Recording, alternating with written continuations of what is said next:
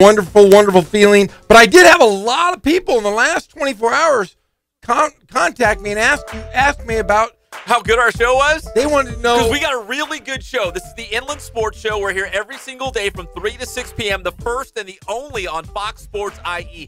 1350 a.m. We're really proud of this show, Jeff. So what did they tell you? They said that they wanted to hear the Chicago accent of Pep talking about peppers and sausages. Listen, you don't want me talking about Chicago and my brats and my sausages and the peppers and the absolute worst Chicago accent I've ever heard in my life. Hold on. The worst. Close, Jeff, close your eyes real tight. I'm closing it. Close your eyes real tight. Brats in Chicago, Kylie Fitz and the peppers. Kylie Fitz. You can picture yourself in Chicago talking to a guy from Chicago you right now. sound like you're from Fargo, North Dakota. I sound almost like a Midwestern Bill Cosby. You know, it's... Whoa! I don't think you want to be ever known as anything Bill Cosby. The pudding pops and the sausages and the peppers. The pudding back, go and get the jello pudding. No, who was making fun of me? That's rude. That's very rude. Every person. I was driving home. I had people. You know, my me. feelings get very hurt. I had Gazelle. I had our boy Timmy Hatch. They were like, "What was going on with the peppers have they never and the heard sausages? Have they never heard from Chicago talking before? You sound like you're from Nova Scotia. No, that's how they talk. The worst. I just got a text. The worst. That did not come through. That's a lie. The worst. Yes. That's how they talk in Chicago. Oh, man, why would I make that up? I have no reason to lie. That was the worst. That was the only thing I heard from yesterday. And I'm telling you what, I was skipping. I went home last night. I skipped a little. My legs feel like a 25-year-old. You do? I'm telling you, man. I'm going to talk to my man, Tracy Murray. He's coming in next week, Monday or Tuesday. He's going to train me. He's going to train He's going to train me. I'm going to make my comeback. A comeback? There's a comeback in the works. If Kurt Warner's thinking about doing it, damn it, I can do it. What's the Old Timers League? It's called the Big Three or whatever they call that. I would dominate the Big Three because I could post. See, I'm losing weight like crazy. Yeah, it's just falling off of you. I have lost 20 pounds. It's just I can see it right now, falling. Just I am like dripping off of you, dude. I have the William Morris Agency is trying to reach out to me for being a model. Really? I have washboard abs almost. Underneath all this fat, there's a washboard under there. I met with William Morris before. You did? Had breakfast. You had breakfast with him? Guess they didn't like me. No, because you probably shouldn't have done the Chicago accent for him. And if you eat breakfast with the William Morris Agency, you're just supposed to have water. Water, and that's it. Maybe a piece of all-wheat toast. That's it. That's it, because you're going to be a model. I'm thinking about becoming a model and an NBA basketball player again. Man. I'm making a comeback. Like the Bo Jackson of the modern. I have fake parts in my body. I am ready. I feel bad. I'm telling you, the youth movement has come to me. I feel like you just put a fountain at your house, right? The fountain of youth. Yes, that's what I'm saying. I'm starting to feel like a millennial. I'm going to play Fortnite. If you start wearing tight pants, skinny jeans, I'm going to wear I'm going to wear those real short pants. If you start wearing slip-on Vans and skinny jeans, Jeff, it's no over. Skinny jeans. It's over. I'm going to wear the nice pants that go. They're like culottes. Clam diggers, capri pants. I'm gonna do it. The capris. I'm feeling very hip. I'm gonna get a tattoo on my face. I'm very hip. I'm telling you, I'm gonna start going to clubs. I might. I don't know what. With or without the Mickey Mouse hat? No Mickey Mouse. I know. No, I'm gonna walk around. No, would that be cool in the club? I'm gonna start vaping. I'm gonna put a vape pen in my back pocket because I'm gonna take my freedom back. I'm taking it back. I'm going to be a hipster. It sounds like a midlife crisis. I just bought a Corvette. Does that make me have a Yes. Well, damn it. I love it. I'm going to ignore my kids for a week. They're going to have to fend for themselves. I'm just going to give them a bowl of food and say, just that better last a week. I'm feeling great, Pep.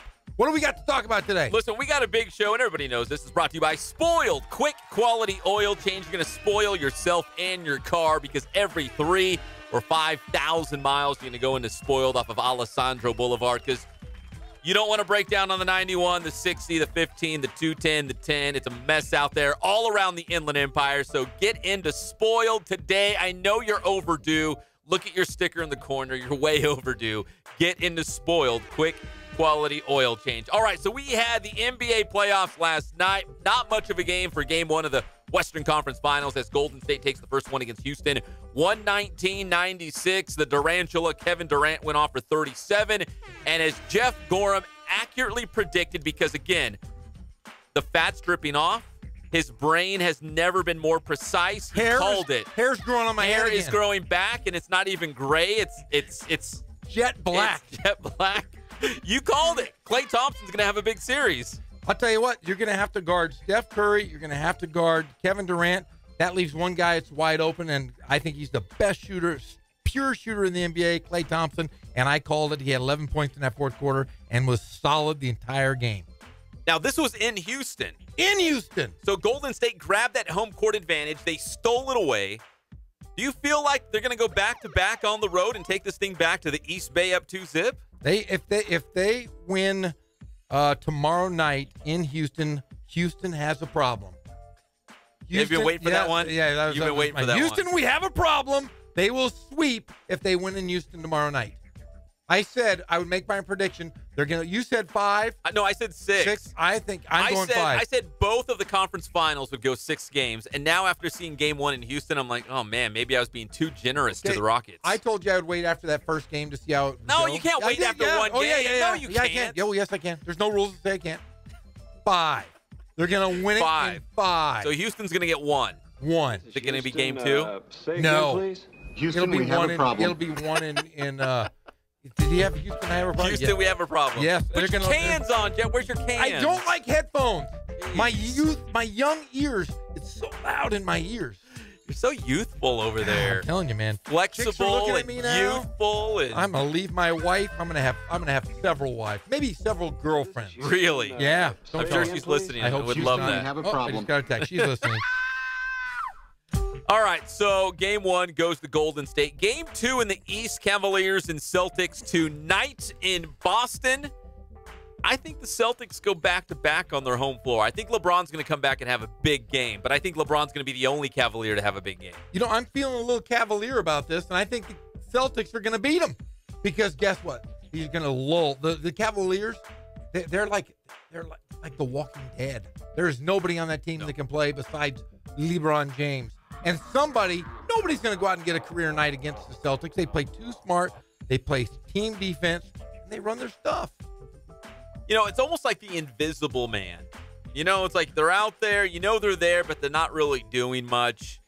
It's like that SNL skit, the skit from Saturday Night Live, yes. Night Live that we were talking about. You know, there's LeBron and all the other guys. We don't even know them by name. We're not sure what they do, but they're out there because they got 5 guys on the floor. Yeah, they got little kids playing for them, guys in jeans. Guys in jeans. Yeah, it's just skinny jeans. They're just the Cavaliers are a little too cavalier. And they need Kevin Love and somebody else, J.R. Smith, Kyle Korver. They need George Hill. Tristan Thompson? Listen, he's a Kardashian. If the Sacramento Kings got rid of George Hill, my Kings, if they're like, man, we can't play for us, we got to get you out of here. How's he gonna be LeBron's sidekick? You can't be. And we got some of the Lakers bacon fat. We got rid of them. Larry Nance Jr. He's disappeared. Sizzling bacon action. They have disappeared. Jordan Clarkson. Oh, he's rotten. Did he even play? He in Game played, 1? but he doesn't do anything. They're nons. That's why the Lakers got rid of him. The ghost of Jerry Buss said, "You're gone." He got rid of him. Poof. Lakers in 2019. All right, so Game 2 between the Celtics and the Cavaliers tonight. We both agree. I think Boston gets both of these on their home floor to start the Eastern Conference Finals. Now to Major League Baseball. This is a guy who began the season rehabbing with the Inland Empire 66ers, and now he's another great addition to that starting rotation for the Halos.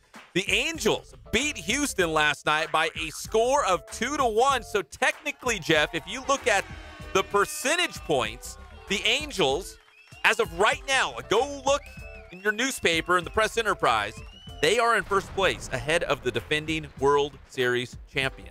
As well they should. And we talked a little bit. The Angels right now, if you look at this, let's just compare the two local teams, the Dodgers and the Angels. The Angels, you've always questioned their pitching. Their starting pitching looks phenomenal.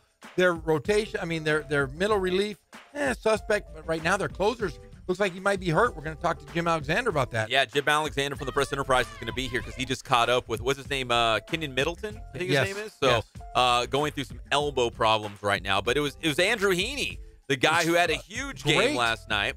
10 strikeouts, 8 innings of work in that 2-1 win against Houston. Again, that's a guy who started rehabbing in the California League here in San Bernardino to start the season.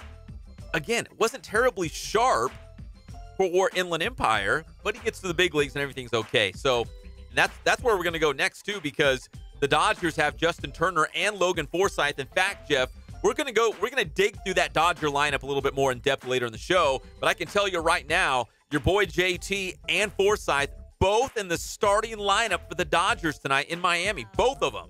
Well, you got to put a tourniquet on something. They're not producing at all. No. Their starting pitching staff with Ryu, Kershaw, those guys are all down. I mean, it really has been a mash unit. It's nice to see Turner back. Forsythe, yet to be seen. He was 1 for 7, I think, in his minor league. 1 for 7. He had a double. Yeah, but so it'd be nice to see JT. He's really the leader of that clubhouse, the leader of the team, and he's a spark plug for the Dodgers. He is, and he kind of told everyone, slow your roll a little bit. I'm not a savior. I'm not coming here to just save the Dodgers and get the season back on track. But really, they need him big time. They need something. Cody Bellinger is not the Cody Bellinger from last year. Yasmani Grandal has been a pleasant surprise, although I heard someone talking the other day that they were thinking maybe he'd be the first guy on the trading block. If the Dodgers continue to sputter, the first guy they'd get rid of would be Grandal to make way for Austin Barnes. But Grandal's been the only guy hitting for them this year. Matt Kim's been okay. Hey, Grandal, home runs, RBIs, on-base percentage. He leads it all. And then you have Matt Kemp's like 115 years old. He's leading the team in batting average. That's what I'm saying. It's the only two guys. There's no power in that lineup, and it's shown because they've had pretty good starting pitching, but they're not getting the run support. Kershaw, no run support. Hill, no run support. Ryu, no run support. Those guys are gone right now. Well, I'll tell you this. JT and Forsythe are in the starting lineup. You're going to be surprised at the batting order. And I will say the pride of Riverside Poly, the Poly Bear, Austin Barnes, is in the starting lineup. But it's another wacky batting order. And if anything, remember, there's two things I had a beef with yesterday. One, Simmons needs to be hitting leadoff for the Halos. Yes. I'm going to get more into that later in the show.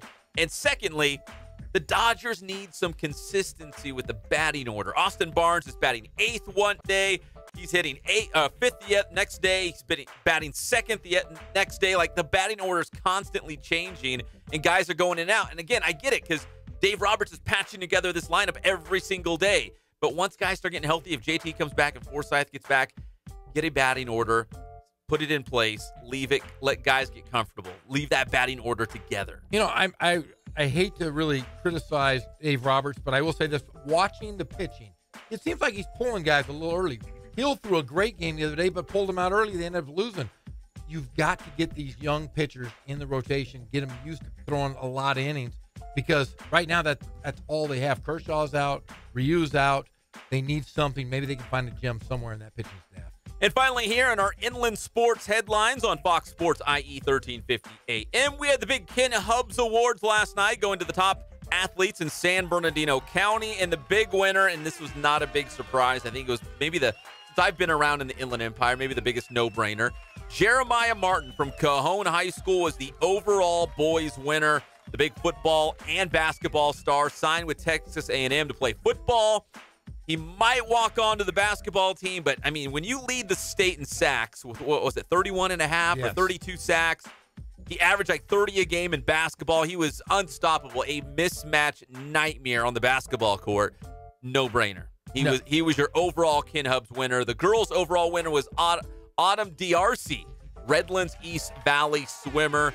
So a couple CBL athletes sweeping the Ken Hubbs Awards last night. And this was kind of weird, and Greg Holla, I got to tell you, it was at Bloomington High School. What? Because they're renovating Colton, the home of Ken Hubbs.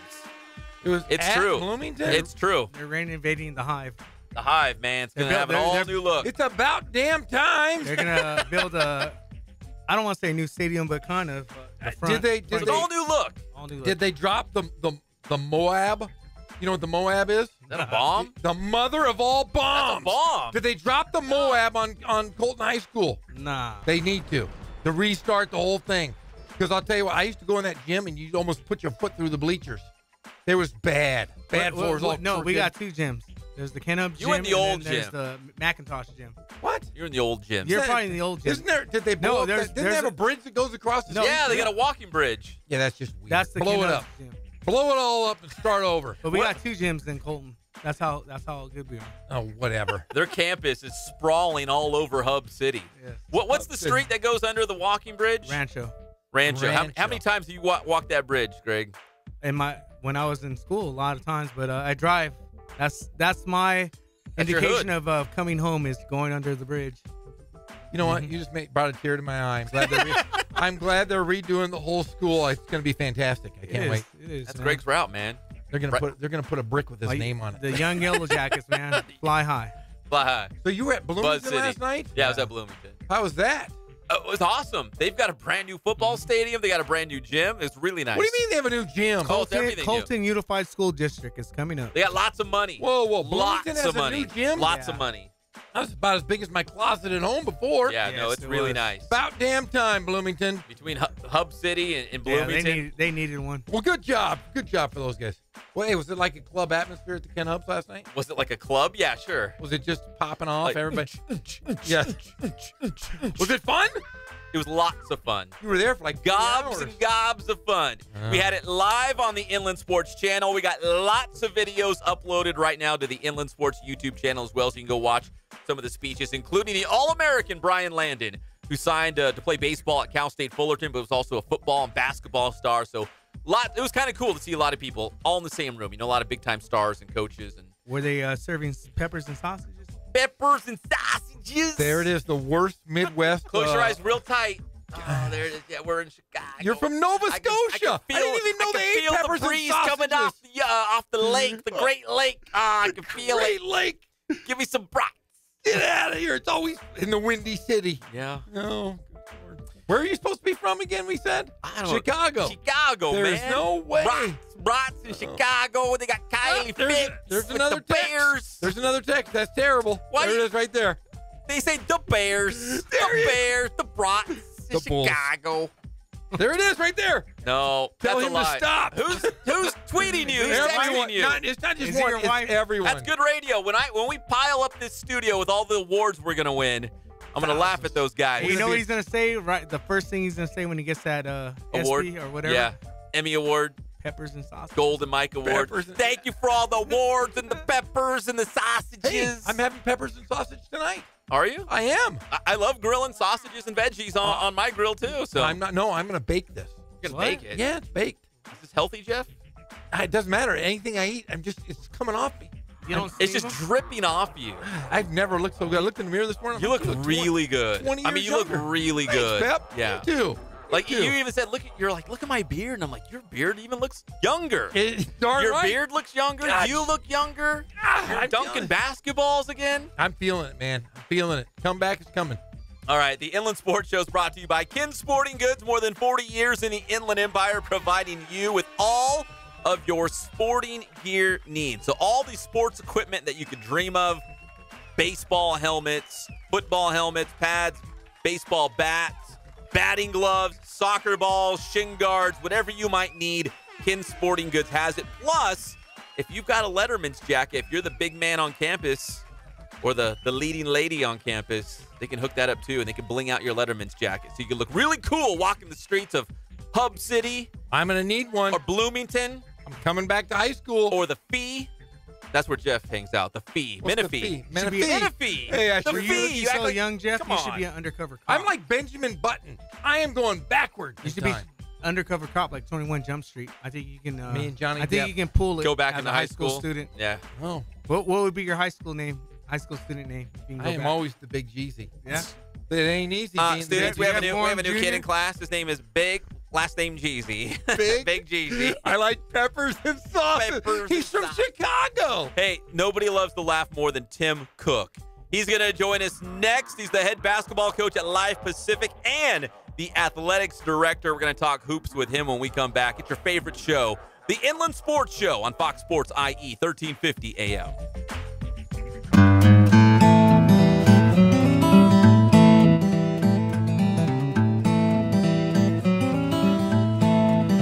Focus on the customer here.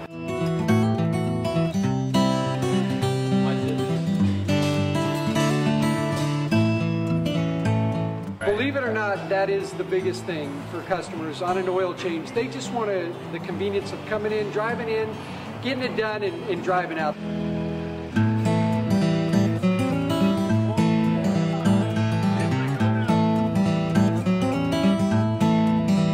just greet them, get them going, and they're done in about 10 minutes or so.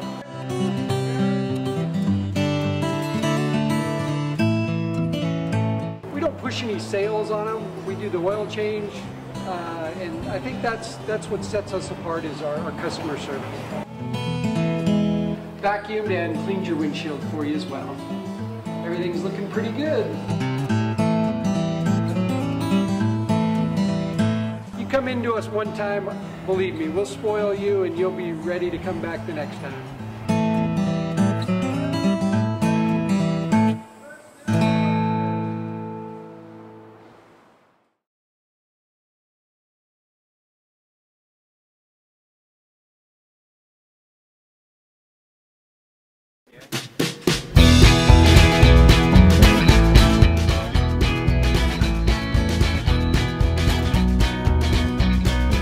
Thank God, first of all. I thank the great people that I've got around me that help support me, the people that work for me. As I started, if it wasn't for the people around me, we probably wouldn't be here right now, but I've got a great staff. I've got great people that do stuff for us outside the store, and we've been very, very fortunate.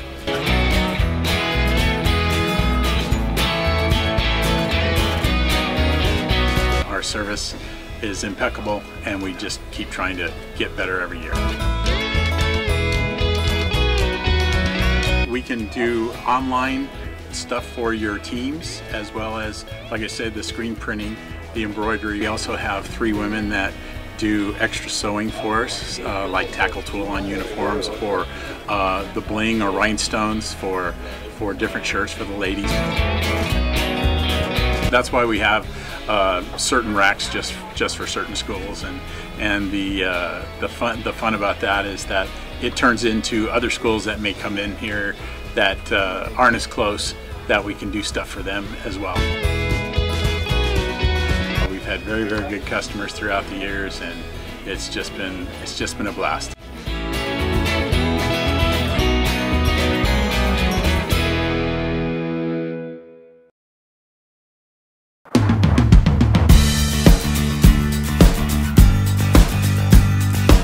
We're small, family-owned, strive for quality pre-owned vehicles. We're not a volume dealer, and we take every deal as personal to us.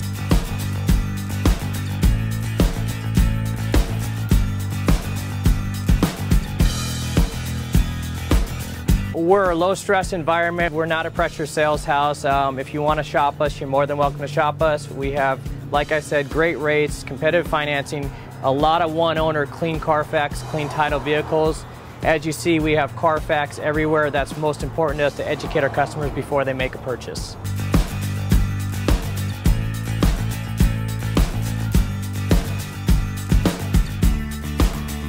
We're right off of Ontario, right off a couple exits off the 15 freeway, off Cajelco, off El Cerrito, and we're right on the main drag going into Dos Logos and the crossings.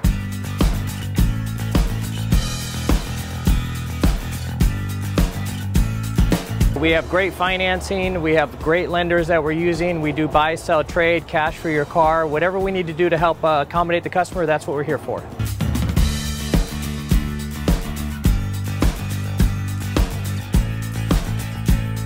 We have a little bit of everything. We start at about $69.95 and go all the way up to $100,000. We have Escalades, we have commuters, we have pickup trucks, we have Jeeps, sport utilities, and if we don't have it, our specialty is finding you exactly what you're looking for.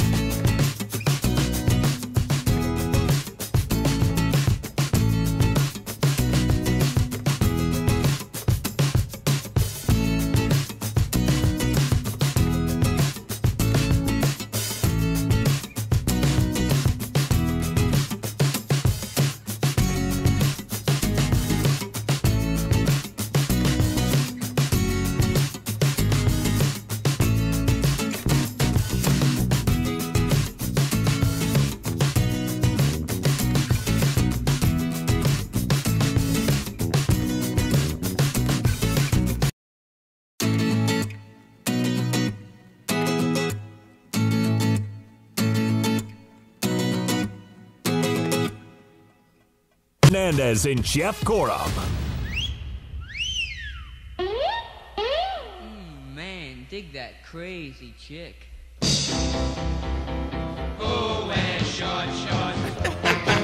Welcome back to the Inland Sports Show on Fox Sports IE 1350 AM. A very special and dear guest join us on the show, Tim Cook. We're going to talk Life Pacific with him and basketball in general in just a second, but because we're brought to you by our good friends at Boost Performance Training in Corona with Coach Ray Bass. From golf to lacrosse, football, basketball, track and field, everything in between. Make sure you follow Boost on Instagram and Twitter. Keep up with what they're doing out there. They've got a strength and speed class. The first one is always absolutely free. They keep those class sizes very small so you can maximize your results at Boost Performance Training with Coach Ray Bass. So, Jeff, we always try to shed a little light like what we were like when we were younger. Yeah. So, I'd be wearing like the Dominique Wilkins Reebok pumps. I was pegging my jeans, like, when you peg your pants. Yes. And the other thing I'd always do, I would take my hat and I'd go home and find like a can of Campbell's soup. Always. And I'd take a rubber band and I'd put it in the bill of my hat, and I'd put the can in there, and then I'd put the rubber band around it and get a nice view. There's only one guy that can still pull that off. That's Tim Cook from Life Pacific. He is. Look at that hat. That's a beautiful hat. It's perfect. Jeez. See, we even talked about it. Well, who don't I trust? What kind of hat? Flat bill. Right there. That guy right there. Yeah, I don't trust that guy. Kono. Flat. Yeah, I don't brim trust hat? him even a little bit. Not a bit. No. He might be a nice guy, but The more the bit, like, yeah. I look at Cook and I'm like, man, trustworthy guy. Look at that hat. Yeah, he works for God. Here's my bank account PIN number. Here, Cook. Yeah. I just want to say how happy I am that I'm not on the John Calipari hotline. I'm in studio. You don't want to be in his shoes, right? No. Yes. Coach Cook, how are you doing? I'm doing phenomenal. I have to give a shameless plug. My president, Dr. Adams, and the whole community is listening. I think we all have a little break after graduation, so I want to tell everyone thanks for listening. And, they love what we're doing, and I can't help but say thank you for all the support. Thanks for having me on. Did you say Dr. Adams? Dr. Adams. Hey, Dr. Adams, give Tim Cook either a raise or a new hat. He needs multiple hats. But give that guy a raise. He's working hard. He's working. I mean, he's got the Life Pacific shirt on. Yes. We can get him a brand new Life Pacific hat. Shirt. Throw that can of peas or corn or whatever. Wrap that rubber band around it. Let him go to work. Give that guy a raise because he is bringing notoriety to Life Pacific. Listen, we don't simply open the door for anybody for the Inland Sports Show because we're pioneers, the one and only Inland Sports Show on Fox Sports IE 1350 Trailblazers. Trailblazers. Because we feel like we're like Daniel Boone, Davy Crockett, like the Louisiana Purchase. We're exploring new territory. That's what we feel like we're doing for the IE right now. Yeah, no one's ever done it. I came in with the Nike old school hat and the Tommy Bahama shorts on, and yeah, I feel like I'm in summer already. You know what? I think Coach Cook and Jeff have the same shoes. Oh, it's close. Is it close? Yeah. I just took a peek at your shoes because, again, I look at your cool hat. Guy. No, I'm not as cool as him. He went unlaced, Pep. Yeah. He went unlaced. Always unlaced. But see, a bald guy wearing hats, wearing a nice polo. Normally, I'm in a polo. Yeah. But today, I went long sleeve. You guys actually have the same exact style. Look at each other. Like, seriously, look at each other. He is the best looking guy I know. He is. You guys are like the same person. Yes, more of a deep.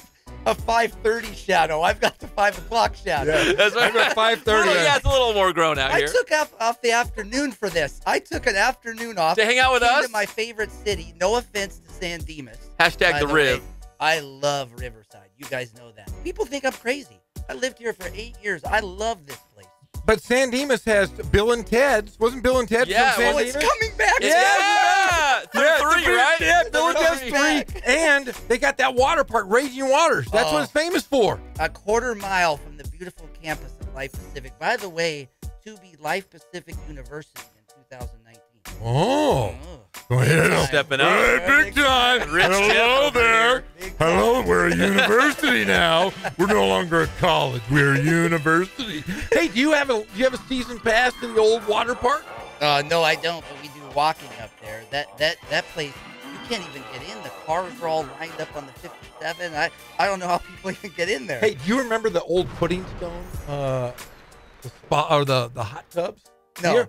Wait a second. Oh, Pep, you know anything about this? Wait, the hot tubs? Okay, Why in would I know about the hot Dimas, tubs? in San Dimas, they don't have them anymore. There was a place, it had been there for over 50 years. And there were these hot tubs on the side of the mountain that over you could see Los Angeles from. And it was a romantic thing. You go out on dates there and you sit in a hot tub and you could see Los Angeles from it. It was the What most happened beautiful. to them? They closed. They shut them down like a couple Unsanitary. years. No, it was beautiful. But they couldn't afford the rent. But they were there for 50 years. And the wife and I went on our first date post baby there, and they closed shortly after. It was the greatest thing ever. We got a bottle of champagne. They gave us roses and chocolates and stuffed animals. It was the coolest date place ever. I used to take all my dates there. Don't tell my wife. Don't tell Smetty Smed. That was your place? But it was pretty sweet. Pudding Stone hot tubs. Well, one of these days, people are going to bring up San Dimas, and they're not going to say Bill and Ted.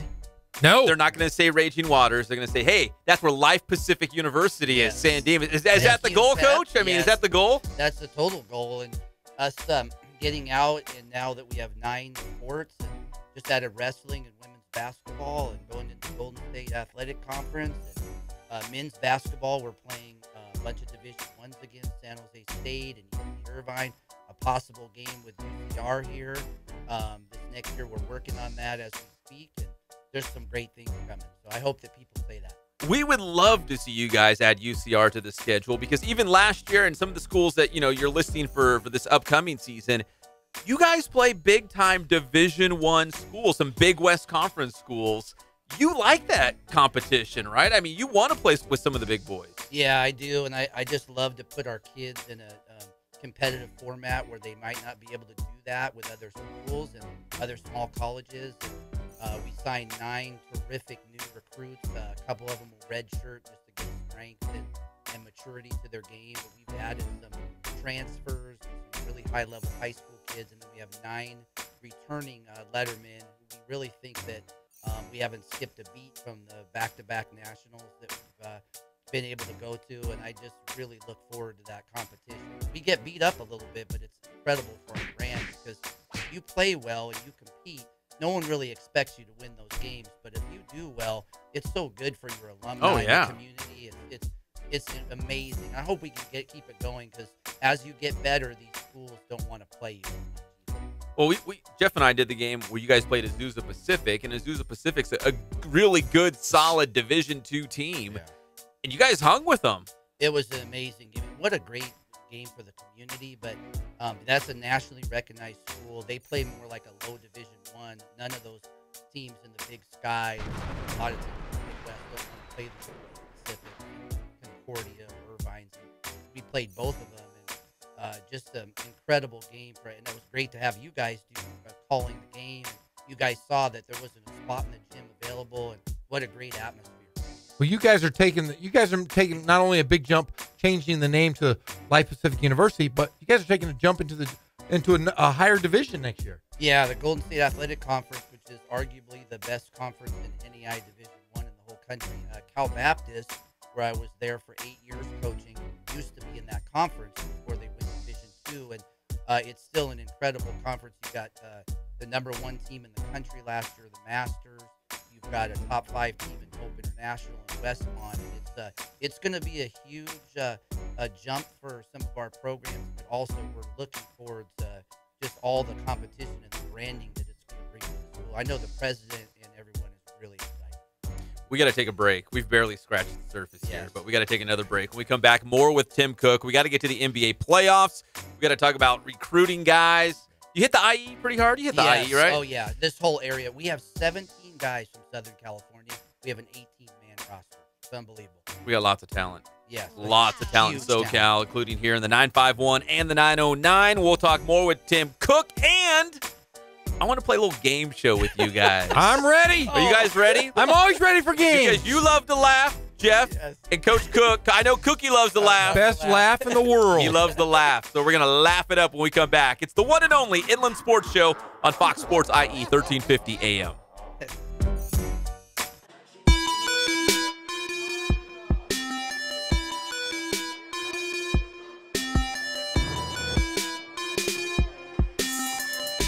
I played once upon a time at Centennial High School. I was actually on the first ever CIF championship team back in 2000, and then my senior year we won it again.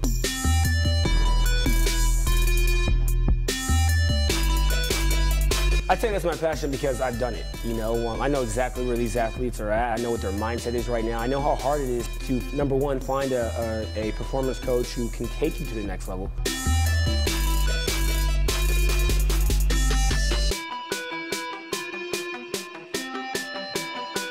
What sets us apart has to be, you know, how we work with our athletes and what we know.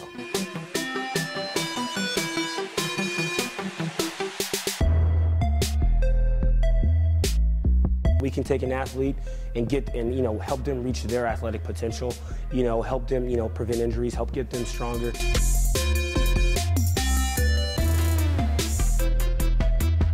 I know every single athlete who steps into this gym. I know exactly where they're at, and I'm going to progress them every week. If you're not getting results, then, you know, really what's it about? We're going to deliver something that's measurable, you know, in terms of speed, power, you know, strength, agility.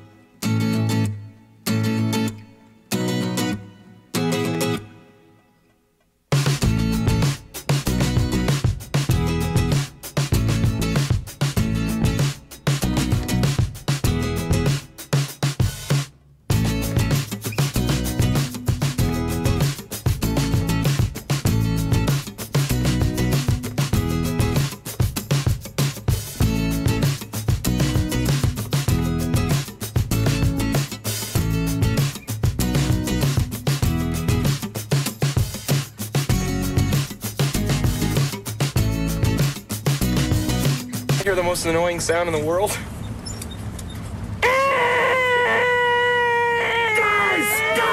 Guys! Fellas, you think we could listen to the radio or something? We're back to the Inland Sports Show. Here are your hosts, Pep Fernandez and Jeff Corum. I will never forget the first time I saw Paul Bunyan. I was topping trees one morning. I looked up, and there stood the biggest man I ever saw. I saw Paul Bunyan, and in fact, I know you did too, Jeff. Yes. Up there, I think it's Klamath, California, up in Humboldt County. Mystery of the trees. Deep in the Redwood Empire. Mystery of the trees. Remember, the guy talks to you. He's like 100-foot Paul Bunyan, and he's got his big ox. Remember Paul Bunyan? It was his partner. Babe the Blue Ox. Babe the Blue Ox. And I remember Connor was little, and we were up, we drove up the Oregon. And they talked to you. They talked to you, and they were like, Connor goes, hey, how does it rain here? He goes, and then all of a sudden Paul Bunyan goes, well, I grab a cloud and I squeeze it, and all the water comes out of the cloud. And then, of course, he had to ask about, what's the name of the bull? Babe the Blue Ox. Yeah, he had to ask Babe about his genitalia. I was a little concerned about that. Yeah, no joke. He's like, what are those? And what are those? Yeah, because it was anatomically. It's a bull. He was a bull. It was definitely a bull, but it was anatomically correct. 35-foot, Babe the Blue Ox. Babe the Blue Ox. So yeah, that was he was like 5 at the time. We're like, okay, Connor, way to mention that, buddy. And of course, Paul Bunyan talked about it. I can't say it over the air, but yes, I said genitalia. That was the closest I could say. By the way, that's Austin Cook's nickname. Genitalia? No.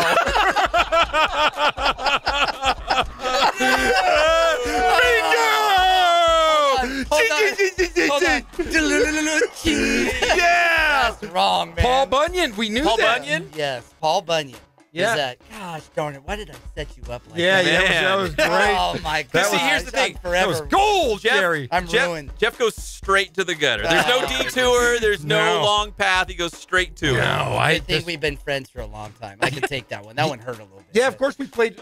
We've got short shorts because Austin wears the smallest shorts I've ever seen, and he's got the hairiest giant legs I've ever seen. Paul Bunyan. Wait, so your son Austin Cook, he's been offered by Cal Baptist, right? Yes, Air Force, LMU, Southern Utah. Not UCR. But he's got. Hey, come on now. That's what you're playing. You're playing UCR next year. That's got to be a. Say we're not going to play you unless you sign my kid. The package deal. Wait. They're just pulling. I guess gambling is legal now. It is. So anything goes now. Anything goes. It's the Wild West. But you have to give him some money. That's just wrong. That's wrong. But there's some other great schools that are involved. He's big time. It's a journey. I don't know about big time, but he works so hard on his game, and he's getting national attention now. So some really good schools are involved. Rice is involved. UC Irvine's really involved too, and some other really good schools. So we'll see. It's a journey. He's only in 10th grade, going into 11th, but still just a little Paul Bunyan. Yeah, I mean, just a but he's like 6 feet tall. He really does look like he's bigger than you, right? He's almost 6'5", almost about 207. Yeah, you're He's like huge. You're like 5'5", 135. You and Pepper are like the same size. I'm really concerned. Jeff, I'm 6 foot, man. I'm 6. Says the same thing. I'm like 5'11". Get out of here. Oh, absolutely. You tall guys, like, you think everybody, like, in your 6'5", you think everybody's short. Everyone's like 5'5". Oh, he's Muggsy Bogues. I see your son next to you, and I go, wait a second here. And I always question. I go, yeah, he might be your son. There, right back at you, big boy. Well, welcome back to the Inland Sports Show on Fox Sports IE 1350 AM. We're brought to you by Catalano Motors in Corona off of Temescal Canyon Road. You can save thousands of dollars when you ask for that weekly special. We got a 2014 Chevy Camaro LS, black on black rims. You can be cruising around the IE right now, being the coolest guy in the 951 and the 909. But you got to go to Catalano Motors in Corona off of Temescal Canyon Road. We love you, Catalano Motors. So, Coach Cook, NBA playoffs, who's going to win it all? Oh, my gosh. Golden State Warriors. It's got to be, right? Yeah, I don't even know if it's close. I mean, there's so many things going on right now in the NBA. I'm sure that people love it. Everyone wants to talk about Brad Stevens and Boston Celtics and Danny Ainge and the way he's put that team together. But Did you guys watch that game last night? It was like poetry in motion. They're running Princeton cuts and reads and moving without the ball. And they don't dribble. No, it's unbelievable basketball. So I was like, thank you so much for showing these kids that ISO stuff can work for a while, but it doesn't work when you're trying to win championships. So I'm just hoping that a team like the Celtics or the Warriors win it. Team basketball, right? Team basketball. Yeah. And it's just beautiful to watch. I mean, you got so many things going on. I mean, with Steph at a high level and KD is unguardable. And I know Jeff mentioned Klay Thompson. He's just like an unsung. People forget about him. Yeah. He's so good. You know, what he does. Possibly the best two guard in the entire NBA. Yeah, two-way player, too. Did you see him get all his hands in yeah, the great lanes defender. And just anticipating everything. And it was just, it's just a symphony to watch. Unbelievable. Who is the greatest NBA player of all time? Because Jeff and I differ here. Oh, we argue. We're going to fight. And if you say it too, just remember, you're both 5'5", and you're right next to me. It's not even close for me, Michael Jordan. Stop it! Not even close, huh? It's not even close. Not even close. Not even close. You were not the even worst, close. You two. You don't I'm know sorry. what What you're did you talking about. I didn't hear that. No, Not even Kareem close. Abdul-Jabbar. Listen, hands down. 6 o'clock shadow. You have to go with this one. It's No, Michael you Jordan. cannot. You go to Kareem. Kareem won in high school. He won in college 3 times. Nobody said high school. And he won 6 NBA championships. Yeah. He's all-time leading scorer. He changed the game. He had the best shot in the history of the game. Michael Jordan was good. Second He was best. good. He was good. I mean, he was okay. Yeah. Hey, It's not even Kareem close. won with Milwaukee. Oh. And then I want to even go even further. I think Wilt Chamberlain might have had the best season of all time, but Kareem is the best player, followed by Michael Jordan. I do have my favorite player, George Gervin, the Iceman. The Iceman. Greatest scorer of all time. Finger roll. Yeah, 6 scoring titles, I believe. See, Pete Maravich That's my guy. Pete Maravich and Paul Westphal, my 2 favorites. That's awesome. Mike Bibby and Bobby Jackson. You are just lost. That's my 2 guys. Beautiful Kings fan. And Stojakovic. Peja Stojakovic. Hito Turkoglu. Those are my guys. Yes. And how about Chris Webber and his announcing? Oh, C. Webb, yeah. C. Webb's my guy. Oh, his announcing I had like 2 or 3 C. Webb posters in my room. That's right, Dave. He's got to go. I bet he wasn't really. He probably wasn't really in the poster. He never showed up. No, he was. Messed up. Vlade, Jason Williams. Okay, so here's the deal. Because we're running out of time. So I saw something the other day that I thought was really funny because, again, I've got like, we've talked about this. I got the palate of a 5-year-old. I got the sense of humor of a 5-year-old. Like, silly things just make me laugh. I saw Justin Turner of the Los Angeles Dodgers and Kike Hernandez playing this game called the Popsicle Stick Challenge. Have you guys heard of it? No, but I'm ready to play. So you know those popsicles where they put the lamest, silly jokes on them? Love them. And you read them and you're like, it's on the popsicle. You eat the popsicle and it's on the stick. And you're like, oh, that's so lame. I've eaten a lot. So here's the deal. And this is what Kike and JT did. You're going to read one and he's going to try to answer, but you can't laugh. If you laugh, you're out. Because you love, Coach Cook loves to laugh. Jeff loves to laugh. This is going to be very difficult for both of you guys. I can do it. Goodness, this got to be the hardest game ever. Okay, so here, Coach Cook. Here's 3 for you. Hey, I was once on a TV show as a called Make Me Laugh. Okay. No joke. You were? Jim Alexander knows what I'm talking about. He remembers Make Me Laugh. I was on Make Me Laugh when they reinvented it, and I was on it. You remember that? Was that true? No, I was the guy that they made me laugh. And I don't think I did. I won a Walkman, though. Don't show each other. I've got the tiebreaker if neither of you laugh. So, Jeff, visitors go first. So, Coach Cook is our guest. Let's let him go first. If we can't get to this, we'll have to hit the break, okay? So I have to guess the answer. So he's going to read one first. Okay. And you're going to try to guess the answer and not laugh. Okay. It was really funny with JT and Kike Hernandez. Let's see if we can They're not as funny as us. No, they're not. All right, go ahead, Coach Cook. Hey, big fella, did you hear about the guy who got his whole left side cut off?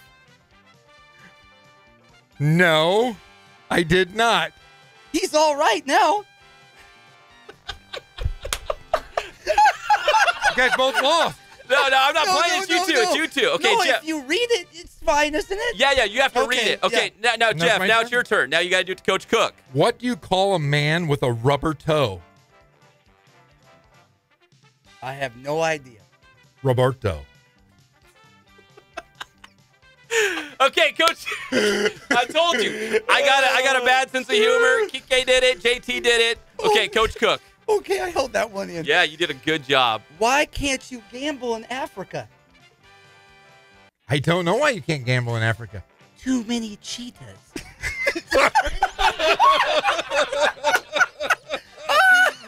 I think Jeff just lost. But we need bobblehead day. Hey, what's blue and not heavy at all? I don't know. Light blue.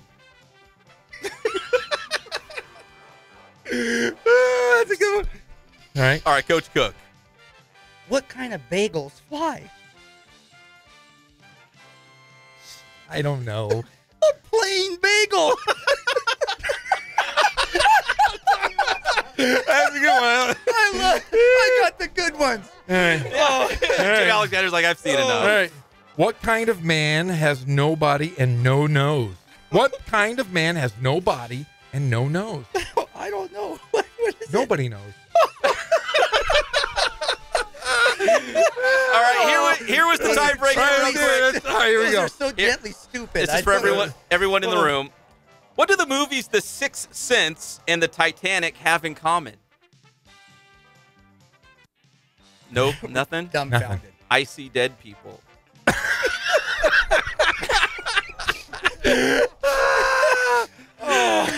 JT and Kike Hernandez did those same exact questions, and Justin Turner lost. Hey, I'm gonna write some tomorrow. We're gonna play this game. We are? It's a fun one.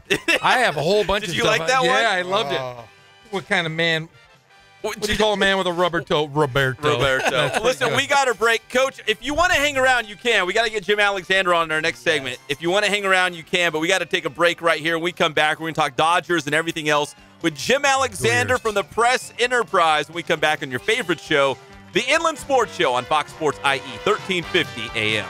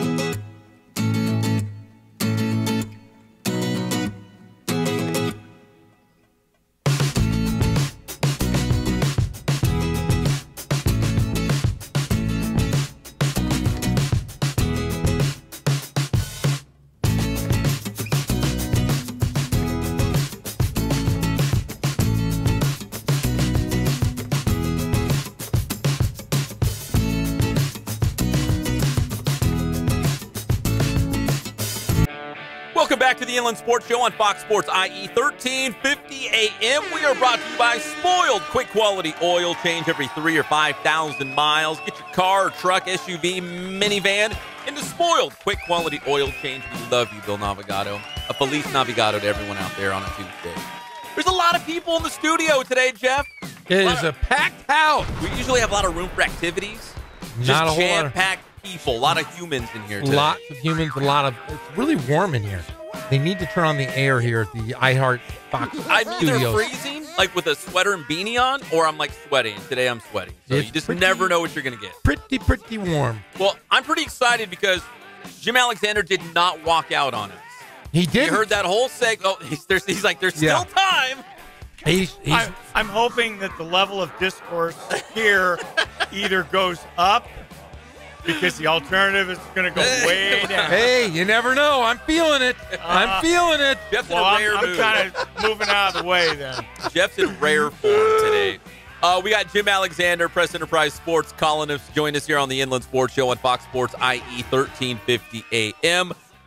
Jim, the question Jeff and I have right off the bat is, did you see Tyler Clary at the Riverside Sport Hall of Fame ceremony? Did you cross paths? Did you see him? We did not cross paths. We did not drop the gloves. There was no interaction. Did you even see him there? Oh, yeah, I saw him when he got up and got the red jacket. Closer than that. Like no, you didn't walk past each other. You weren't at the urinal next to him or anything weird. He may not even have realized I was there, and that's just, it's fine.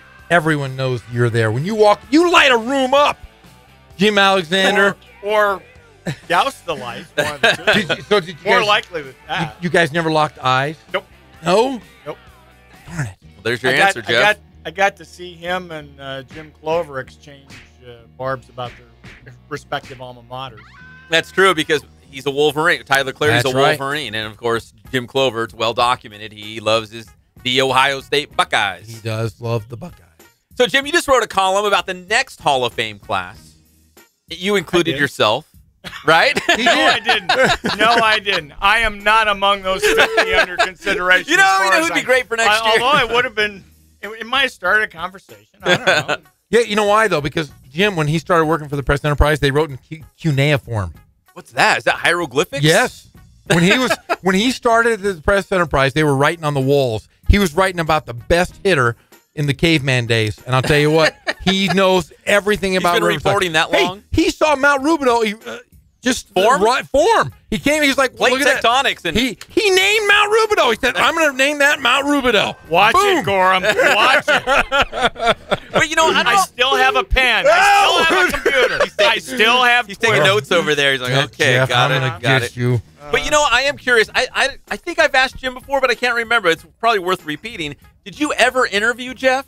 No. Like when you were playing, you've never interviewed him or did a feature on him or? He was too big time. He doesn't write about high school guys too much. He's worrying about, Kenyon Milton, the great pitcher. He's worried about Hall of Fame guys. I don't reach any of those things. I'm not even in the Hall of Fame of my own high school. No, for God's everyone sakes. is but you. Yeah. You know what? We should bring that up. That's a bad thing. But no, he's too big time. I have read every piece that Jim Alexander has written since I've been alive, and I was reading at like 5.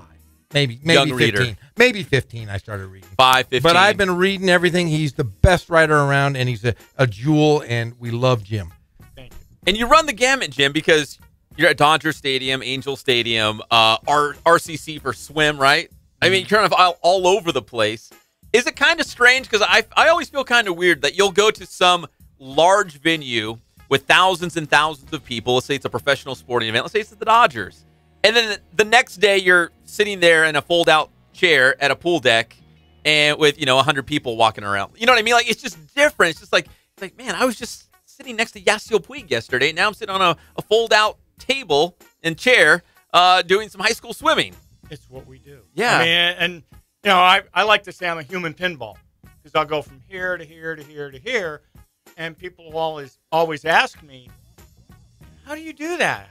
How do you go from one event to the other? And all I can say is, that's what we do.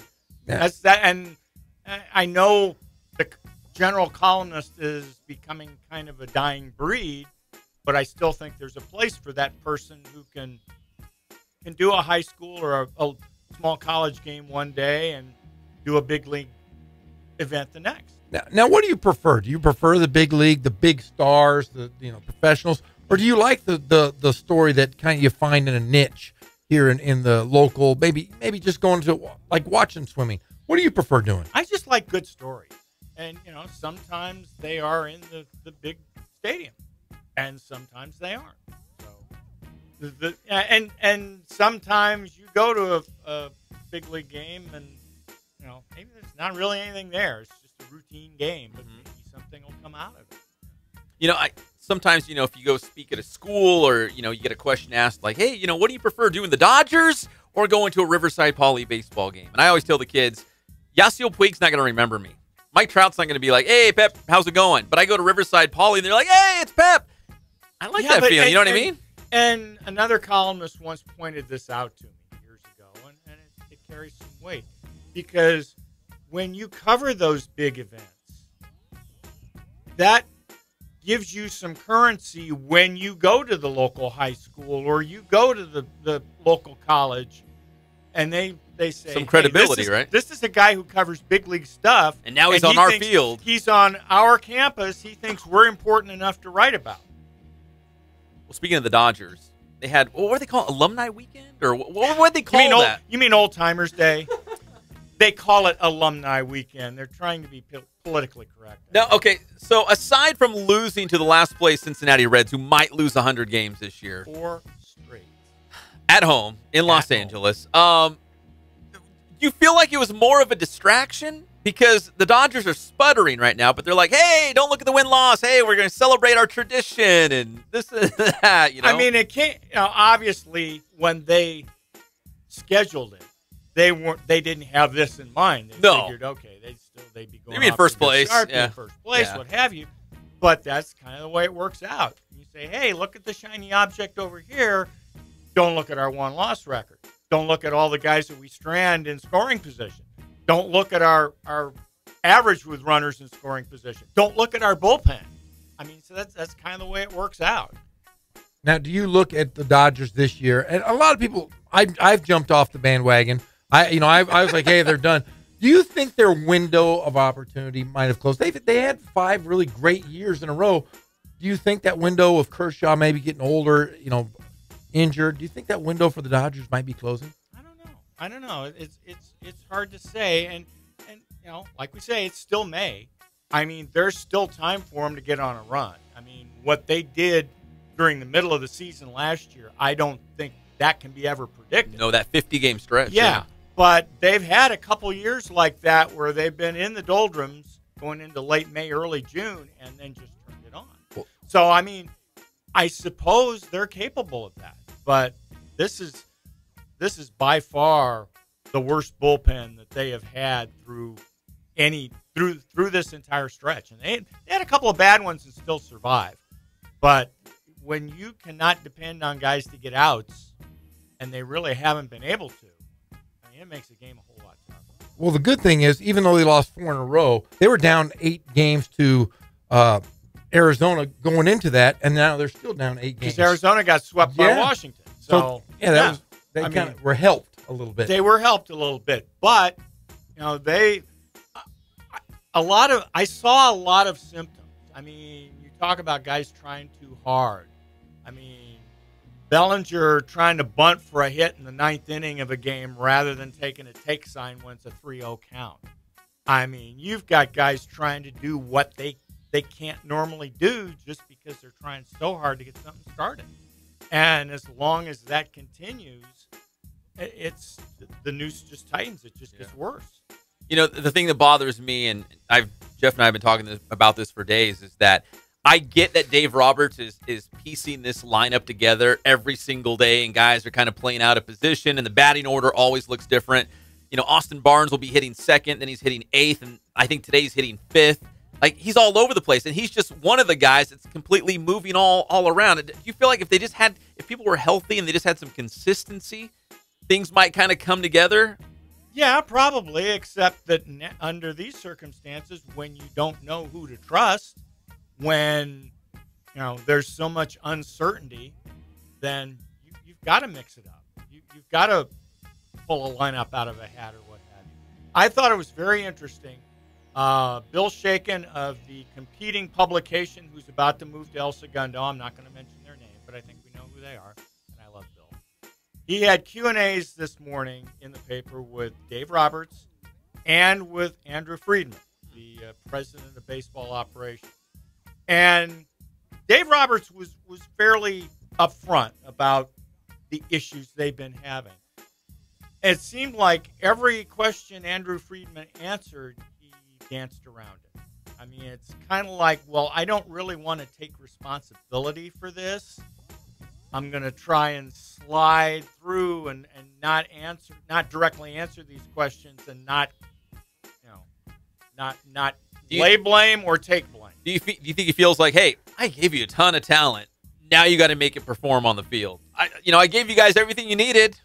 Well, and this is something that I've been saying for the last few weeks, and this goes back to opening day when I wrote it in a more positive vein.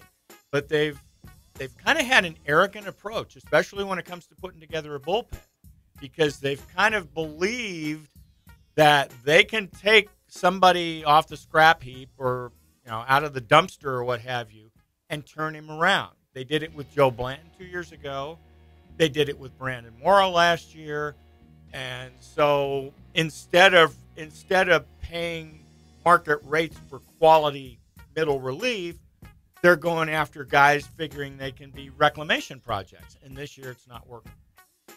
Even Clayton Kershaw, what was he at 4 losses, I think, already before he went to the DL. And the thing is, he's pitched really well. Yeah, he has. Yeah, there's just no run pop. Support. There's no pop in that offense. Yeah. Yeah, and Yasmani Grandal's been the best hitter, which, for us, we want to see Austin Barnes play more, and he's played a little bit of second base here and there, especially because of the other injuries. Guys are moving all around, but he's not going to be behind the plate because Yasmani Grandal, maybe outside of Matt Kemp's, like the only one hitting right now. Yeah. And they have a couple guys hitting, but they're hitting with men on base, especially during this last stretch. It's just a business. All right, we're going to get to the Angels as well with Jim Alexander from the Press Enterprise. We're going to take a quick break here. We'll talk more about the Halos, the Dodgers. Also, USC track and field, right? You just caught up with Michael Norman, which is not easy to do. See? Caught up. A great story. We had to hold him down so I didn't have to try and run after him. One of the fastest guys to ever come out of the IE from Vista Marietta High School, so we'll talk about that as well. The Inland Sports Show is brought to you by Ken Sporting Goods. More than 40 years in the Inland Empire, bringing you all of your sporting gear needs and Letterman's jackets. And, they do the team sales. They do embroidery, the Letterman's jackets that I mentioned, the sports equipment, all the sports equipment. All of it. At Ken Sporting Goods in Norco, California. That's Horsetown, USA. We love you, Ken Sporting Goods. All right, we come back more with Press Enterprise Sports columnist Jim Alexander on your favorite show, the Inland Sports Show, Fox Sports IE, 1350 AM. If you don't say you love. How you guys doing? I'm Coach Ray again. We're here at the Boost Performance Center with the one and only Pep Fernandez. So today's tip, I'm going to go over the shuttle run. So really, the shuttle run is a great drill to measure lateral speed, power, and change of direction. So we're going to go over that today, and it's a drill that can benefit really, again, any type of field sport, whether you're a basketball player, football, volleyball, soccer. If you got to change directions, you got to be quick. Shuttle runs for you. Okay, so Jacob's going to demonstrate the shuttle run here. We're going to start off with the stance. So he's going to have his feet about hip width. Now, this is really important because a lot of times you get guys who will try to shift their stance. You got to split the line evenly, and you want to make sure your toes are forward. You want to make sure your feet are right underneath your hips, all right? So he's going to have his feet forward and underneath their hips. All right, now, when I say set, he's going to drop down very quickly. Whatever hand is down is the direction that you have to go. So he's going to go to his left first, so he's got to have his left hand down. Now, his right hand is going to be right here, all right? It's going to be right in front of his body. His elbow's going to be flexed. Hand's going to be right under his chin, all right? So when I say he's going to drop down really fast, all right, he's going to put his hand down, left hand down on top of the line, right hand underneath his chin. Ready? Set. All right, relax. All right, so that's the stance there. We don't want to hold the stance any longer than about 3 seconds, all right? So we want to be in and out, all right? Now, let's talk about the first touch. Once he leaves, all right, his first movement, that timer is going to start. He's going to give me a nice lateral run coming out. So he's not going to turn his head and turn his body to run. He's going to lateral run coming out, And then we make our first touch, he's gonna do what's called a wedge cut. It's a double foot cut, and he's gonna touch right outside of his feet here. So he's gonna touch the line with his left hands. He's gonna do a wedge cut, a double foot cut. He's gonna have a nice angle at the shins. He's gonna touch right outside of the foot. So now I'm heading back in the direction I wanna go. All right, that angle is really important. So we're gonna nice wedge cut here, left hand touch. We'll wedge cut it here with the right, and then we'll sprint through for the finish. 5, 10, 5. Here we go, you ready, Jacob? So he's gonna go on me, set, go. Get back, finish right in the middle. Good, right there. Now, typically, you want to finish with your head down, all right? You want to maintain that forward lean. There you have it, shuttle run.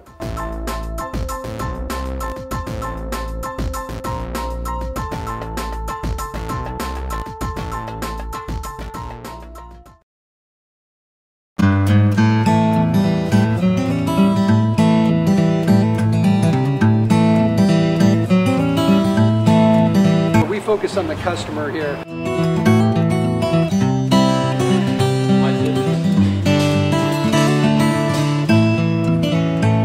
Believe it or not, that is the biggest thing for customers on an oil change. They just want the convenience of coming in, driving in, getting it done, and driving out.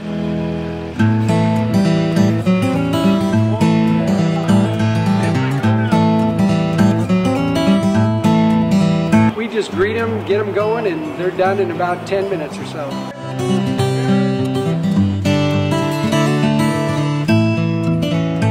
We don't push any sales on them. We do the oil change, and I think that's what sets us apart is our customer service. Vacuumed and cleaned your windshield for you as well. Everything's looking pretty good. Come into us one time, believe me, we'll spoil you and you'll be ready to come back the next time.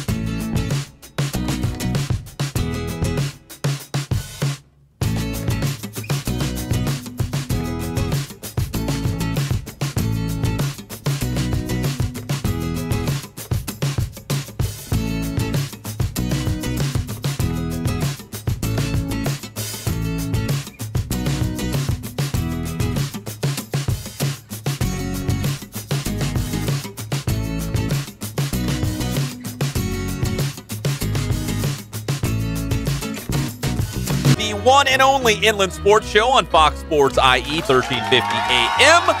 This segment's proudly brought to you by our good friends at Boost Performance Training with Coach Ray Bass. We love you, Ray Bass, from lacrosse to golf, football, track and field, everything in between.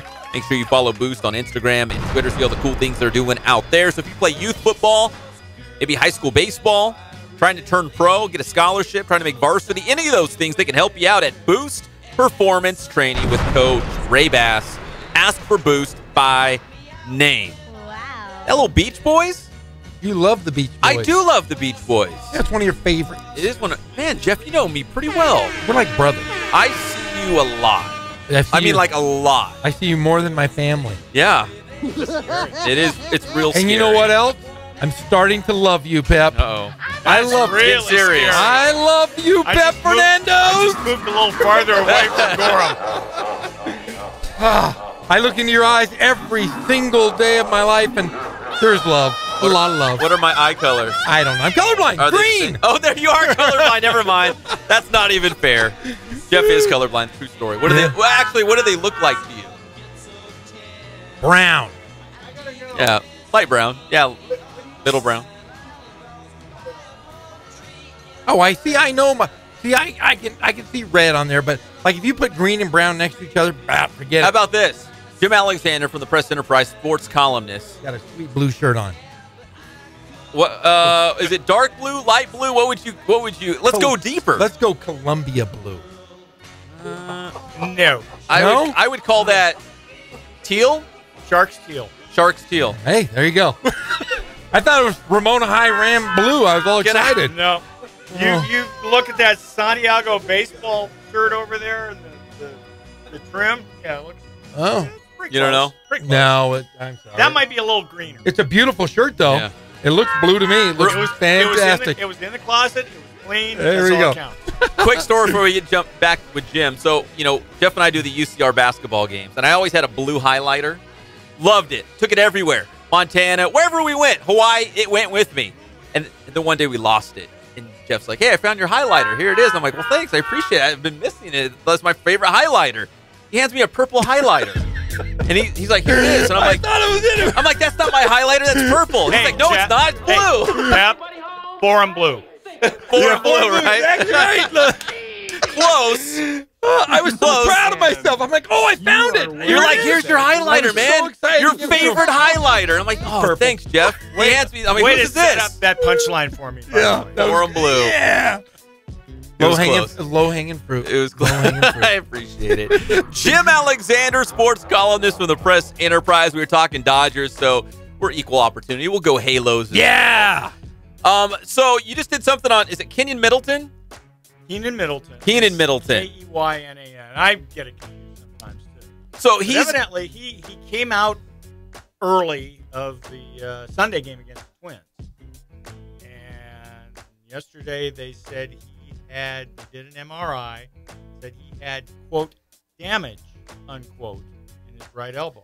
So as the ulnar collateral lesion. So Dr. Alexander over here, when you hear damage, what's the first thing that jumps in your mind? John surgery. Sure. So we've had guys, Taiwan Walker, who's from Yucaipa High School. Tyler Chatwood did it twice out of Redlands East Valley. So it's not like if you have to have it, you can't bounce back. It just takes a long time, right? Yeah, and it's like I wrote this morning. The frequency of Tommy John surgeries keeps rising. What the Angels have done with 3 of their previous pitchers who have had UCL problems,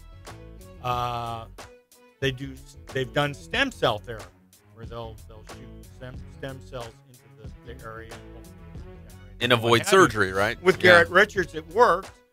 And with was it Andrew Heaney, and then it was Casey awesome Ramirez, last night. Yeah, it didn't work, and they had to undergo Tommy John anyway. And what we're figuring is, okay, Middleton's going to go get a second opinion, which means he's probably on a plane to Alabama right now to see Dr. James Andrews. Yes, but guessing that you'd probably opt for the stem cell with the idea that if it works, he might be back. I don't know if he'd be back by the end of the season. Maybe, maybe not.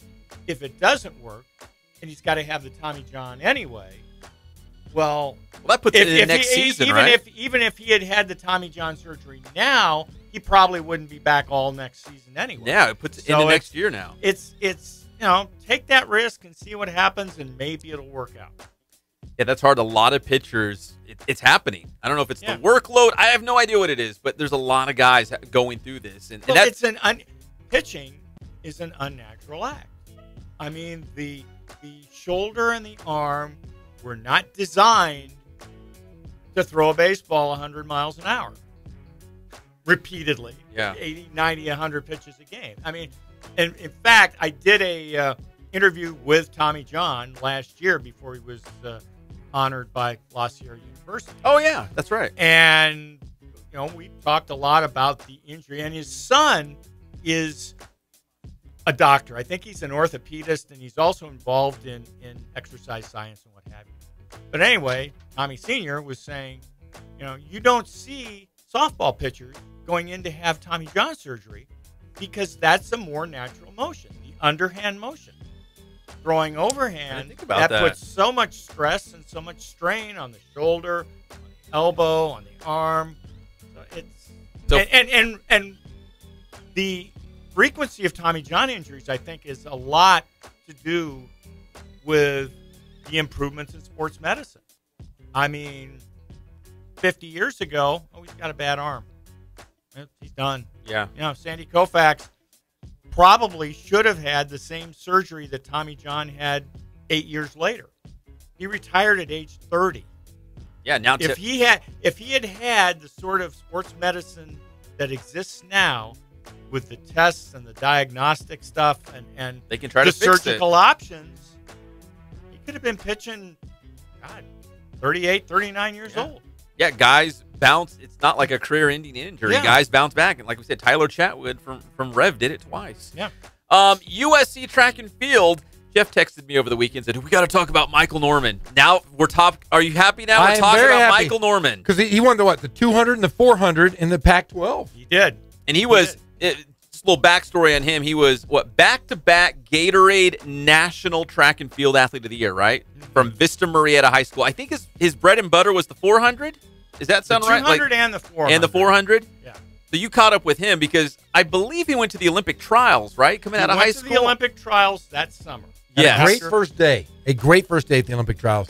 Then won his heat, and he gets into the final, and Justin Gatlin and all those guys. Big names. And he said that he thinks he learned something there. That, okay, you respect those guys, but you don't respect them too much. You don't come to the starting line conceding anything. Yeah. And he thinks that was sort of his mindset then. And it's natural. I mean, you're a high school kid. You're going up against these professional sprinters. Of course you're going to feel that way. Oh, yeah.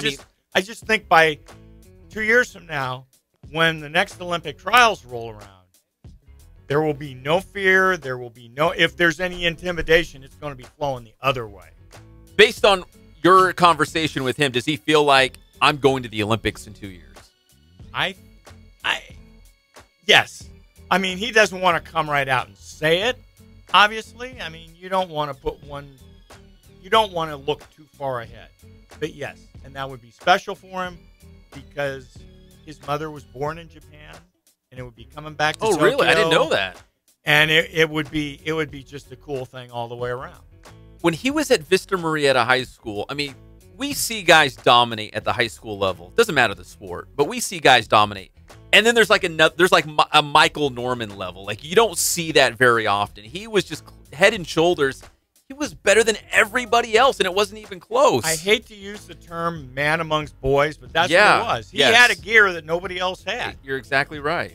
I mean, because, you go to a high school baseball game, you're like, okay, he's the best player. Basketball, he's the best player. Michael Norman was like, okay, he doesn't even belong out there in these, Southwestern League meets. Like, he was just that good. Yeah, he was a quarter horse. Last year when he was going to the Olympic trials, he's a thoroughbred now. I mean, he really was. And he was a thoroughbred in high school going against quarter horses. It's just a whole different level. I mean, he's the fastest guy. He was the best in high school in the entire country. And now he's showing it, winning the Pac-12. Winning the Pac-12, that's a dominant collegiate level. Now, does he go to the national championships then after this? I would imagine they have a regional meet, and I'm not sure where it is, but yeah. Wait, are they lumped with like UCR? Is it like a West Regional, like UC Riverside would be at the same regional as USC and Michael Norman and all that? Yes. There's been some great track guys come out of Riverside. You know, Tyree Washington. Yeah, he's been on, Reggie Wyatt, and both Lost Sierra guys, and Michael Norman. Those are 3 world-class sprinters, and they all ran the same event. So maybe there's something in the water in Riverside.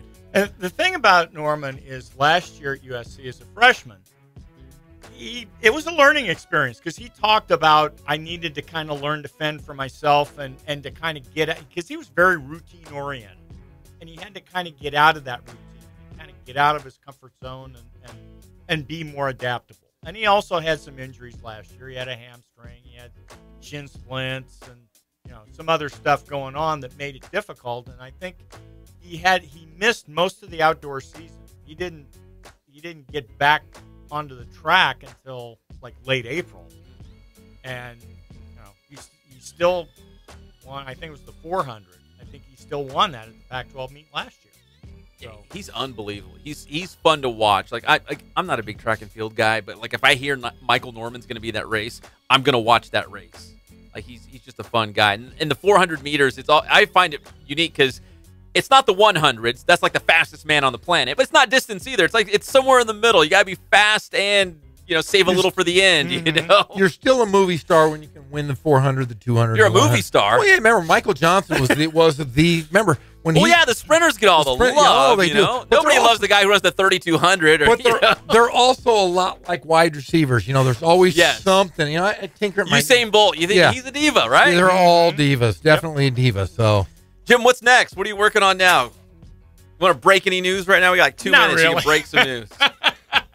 Now, nothing to break. Are you still a podcast going on with the Jim Alexander? The podcast has kind of been on hiatus because I haven't had time to do it the last couple of weeks. Okay. So when are Jeff and I coming on? At some point. We want to come on the show. Yeah, we want to do a podcast. We got lots of things to say. We might do that sometime. Yeah! But we can still find all of your work at pe.com. You absolutely can. So what's the Twitter handle? At Jim_Alexander. So don't send your complaints to us. You can tweet Jim directly. and I will forward them to Pep and Jeff. But what are you working on next? Give us a little hint. What's coming up next? Well, I'll be back at Angel Stadium tomorrow night. That's a huge series going on. It is a huge series. And as big as it can be for the month of May, it's huge. It is. And, it's the weirdness of the schedule all over. I think the Angels play something like the Angels play the Astros like 8 or 9 straight times at Anaheim, and then they play 2 series in Houston. I mean, it's weird. I don't know how they programmed the computers when they made out the schedule, but there's a bunch of strange things going on. Maybe I don't know, like motocross is coming to town or something where they use this. Like, I don't. They don't use the stadium for any of that stuff during the season. 11-game homestand. But I want to say this. You're going to go this week. There is a buzz at Anaheim Stadium. I'm not just saying this because I'm an Angel fan. But when Ohtani walks out on the field, it's an eruption. It's a neat thing to see. I remember I can kind of equate it to Fernando Valenzuela back in the 80s.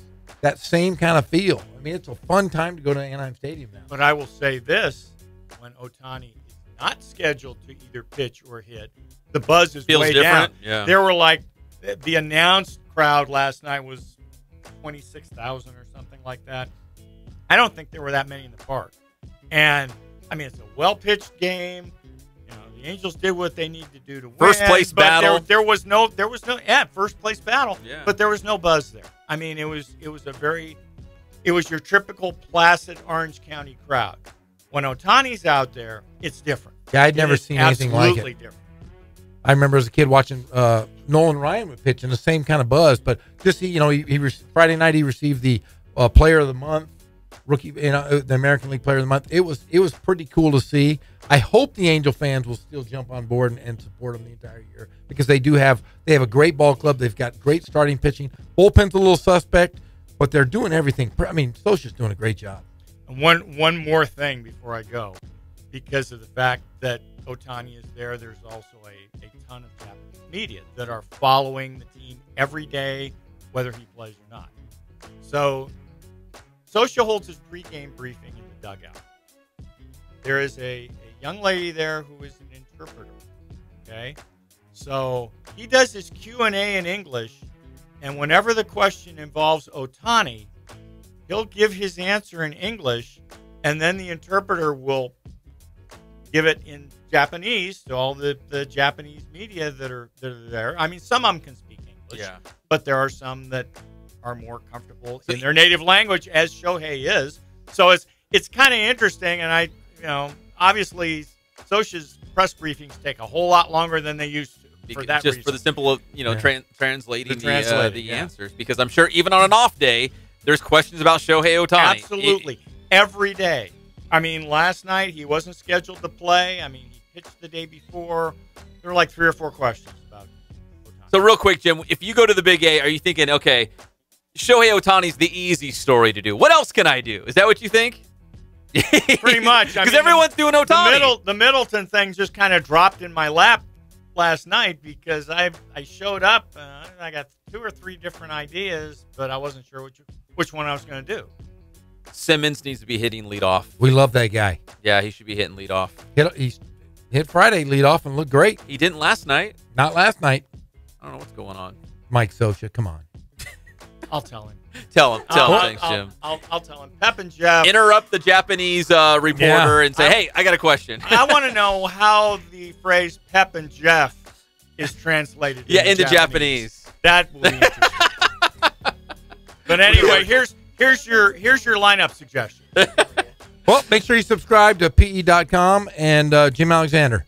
Jim, you're the best. We appreciate it. Thank you. That's teal. That's shark teal, by the way, Jeff. Beautiful. That's a beautiful blue shirt. It is Tim Cook still here? Yes, he is. Oh, he's still here. We'll talk Dodgers and more basketball with Tim Cook when we come back. It's the Inland Sports Show on Fox Sports IE, 1350 AM.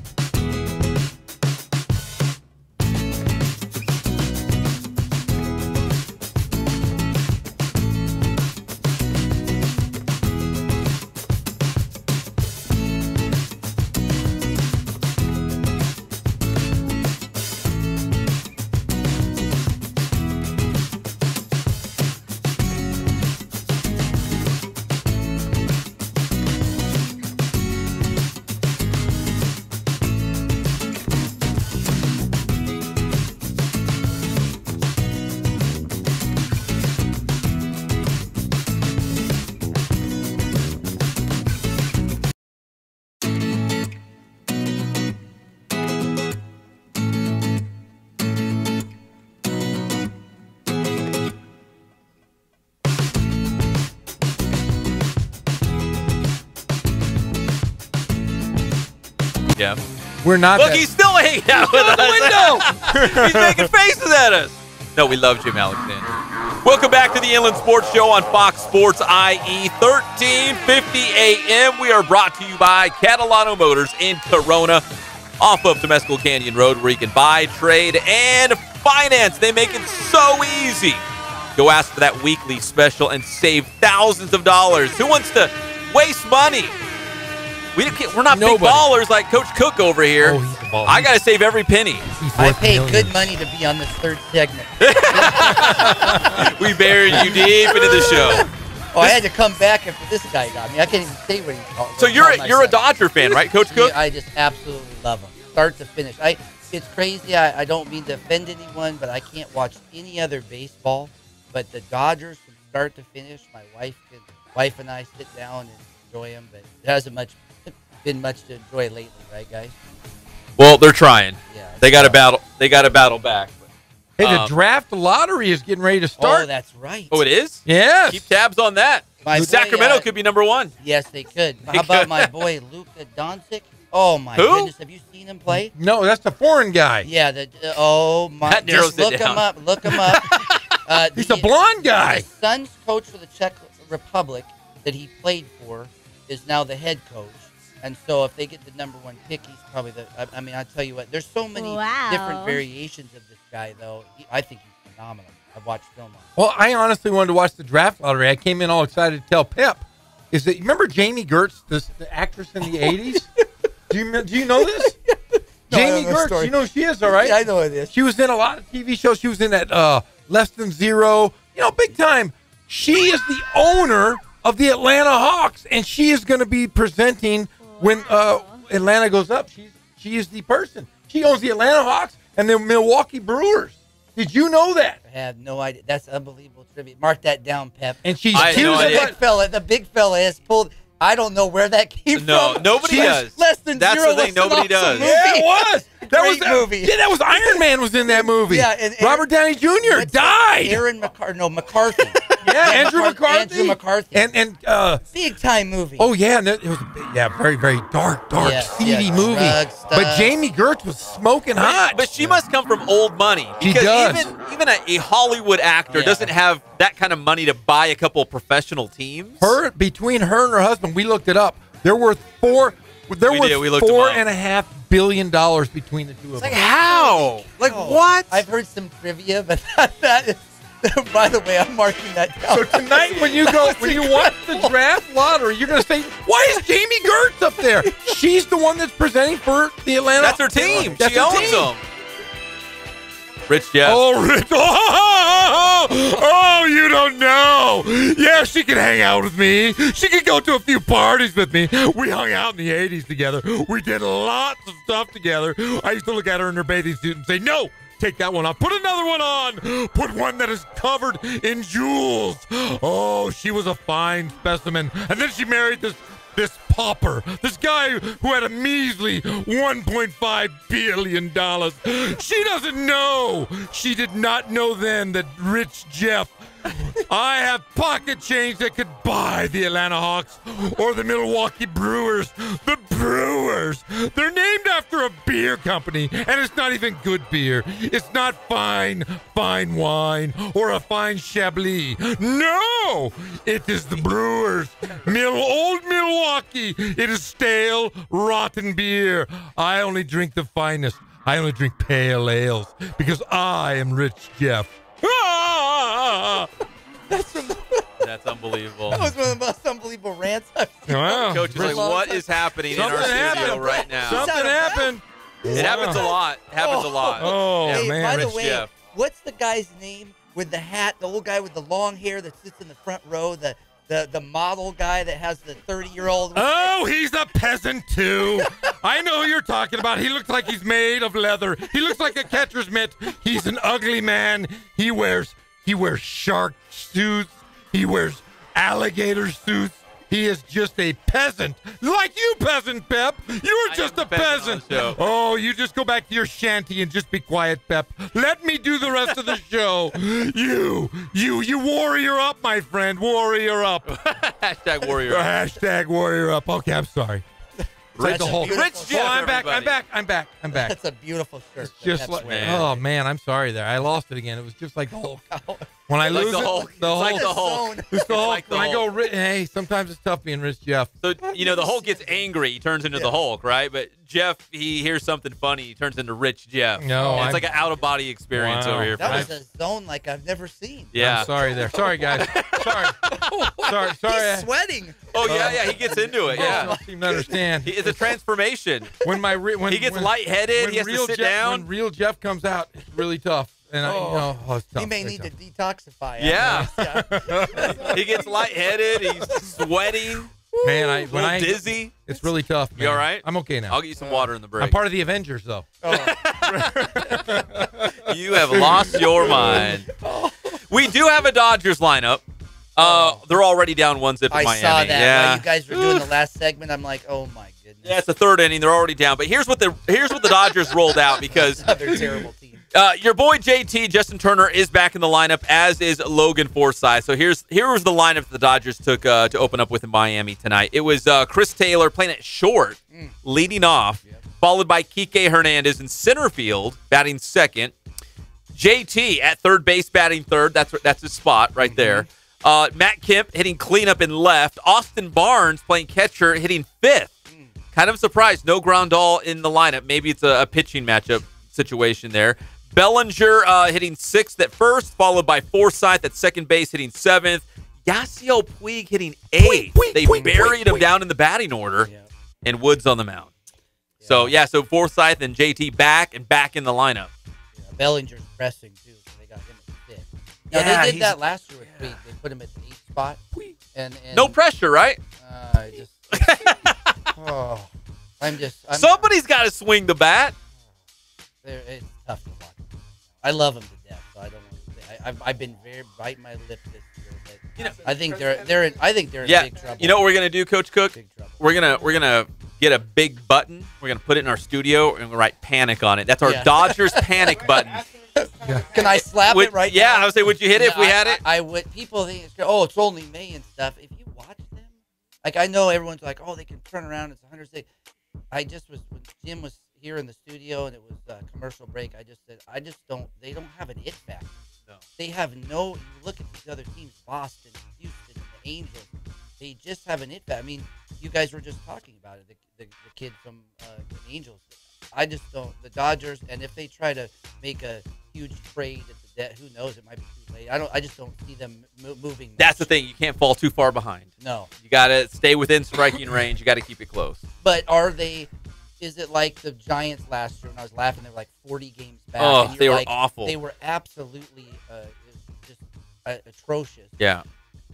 What do we do as Dodger fans who expect a great product out there and stuff? And it seems to me like Jim was right that there's some finger pointing going on and stuff. I don't know if they can crawl out of it. They got to figure it out. So? I don't know. It's early still. We're a quarter of the way through the season. I think 5 years is 5 years. 5 years they've been great. Oh yeah. They've been great, but honestly, and I honestly think that window might be closing, and it might be time. I hate to say it, but the first time you got to say it, maybe they might need to blow it up. Might need to blow it up and start over. It happens all the time. Keep a couple guys, but blow it up. Like the Lakers. Yes. I mean, it's true. Start over. I said kind of this year. I don't know. Once they did that Kemp trade and the whole bullpen got dismantled, I was really concerned. I'd actually told my wife, and my son's a huge Dodger fan too, and I was like, I just don't feel Can you hang around, Coach? Absolutely. All right, we got to take a break. When we come back, we'll have more with Coach Cook. We also have Gary Adcock, the skipper for Cal Baptist Baseball. Huge series coming up. At least the West Regional, they're going to open up with Azusa Pacific University. So we're going to talk to Coach Adcock about that as well. We'll be back at your favorite show, the Inland Sports Show on Fox Sports IE, 1350 AM.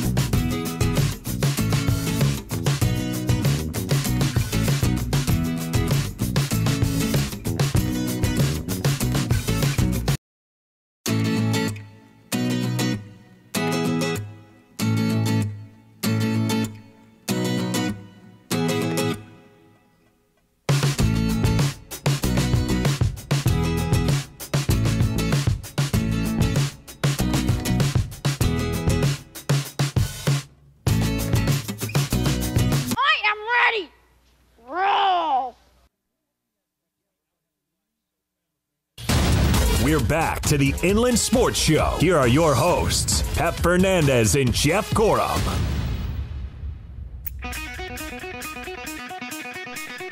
Here we go. Welcome back to the Inland Sports Show on Fox Sports IE 1350 AM. The third and final hour. We're going to finish up strong. We saved the best for last. We're going to talk a little Cal Baptist baseball with the skipper, Gary Adcock, and this segment is proudly brought to you by our good friends at Spoiled. Quick quality oil change every 3,000 or 5,000 miles. You guys know what to do. Take your car, truck, SUV, minivan into Spoiled Quick quality oil change off of Alessandro Boulevard. Jeff, we love this guy. He always makes time for us. He's the skipper at Cal Baptist University and a dear, dear friend of our show, the great Gary Adcock. Coach, how are you today? Man, you caught me in the middle of scouting reports, buddy. I'm trying to gain an edge, trying to figure out how to get these people out in the postseason, but it's a welcome break. I've had my head in this computer for too long. Listen, I know it's a necessity, but it sounds kind of boring. Do you enjoy that kind of stuff?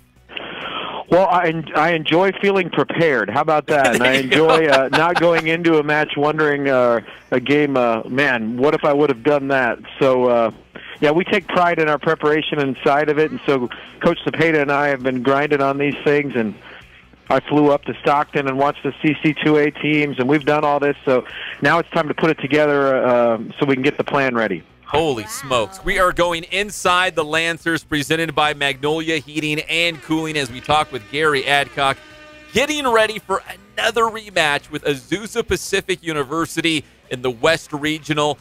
Coach, we love this rivalry, and I guess it just kind of worked out. We get to see it at least one more time coming up this week against APU, or you going back to the, I guess we'll call it the scene of the crime, the West Regional from last year. Are you excited about this opportunity to see APU once again? Yeah, we are. We've played well there, in the regular season the last couple of years, and we've matched up with Azusa in the postseason the last 2 years and have come up short, so I don't know if redemption's the right word. It's a different team, but we're excited about the opportunity we have in front of us, and it's a park we've typically played well in, so we're excited about it.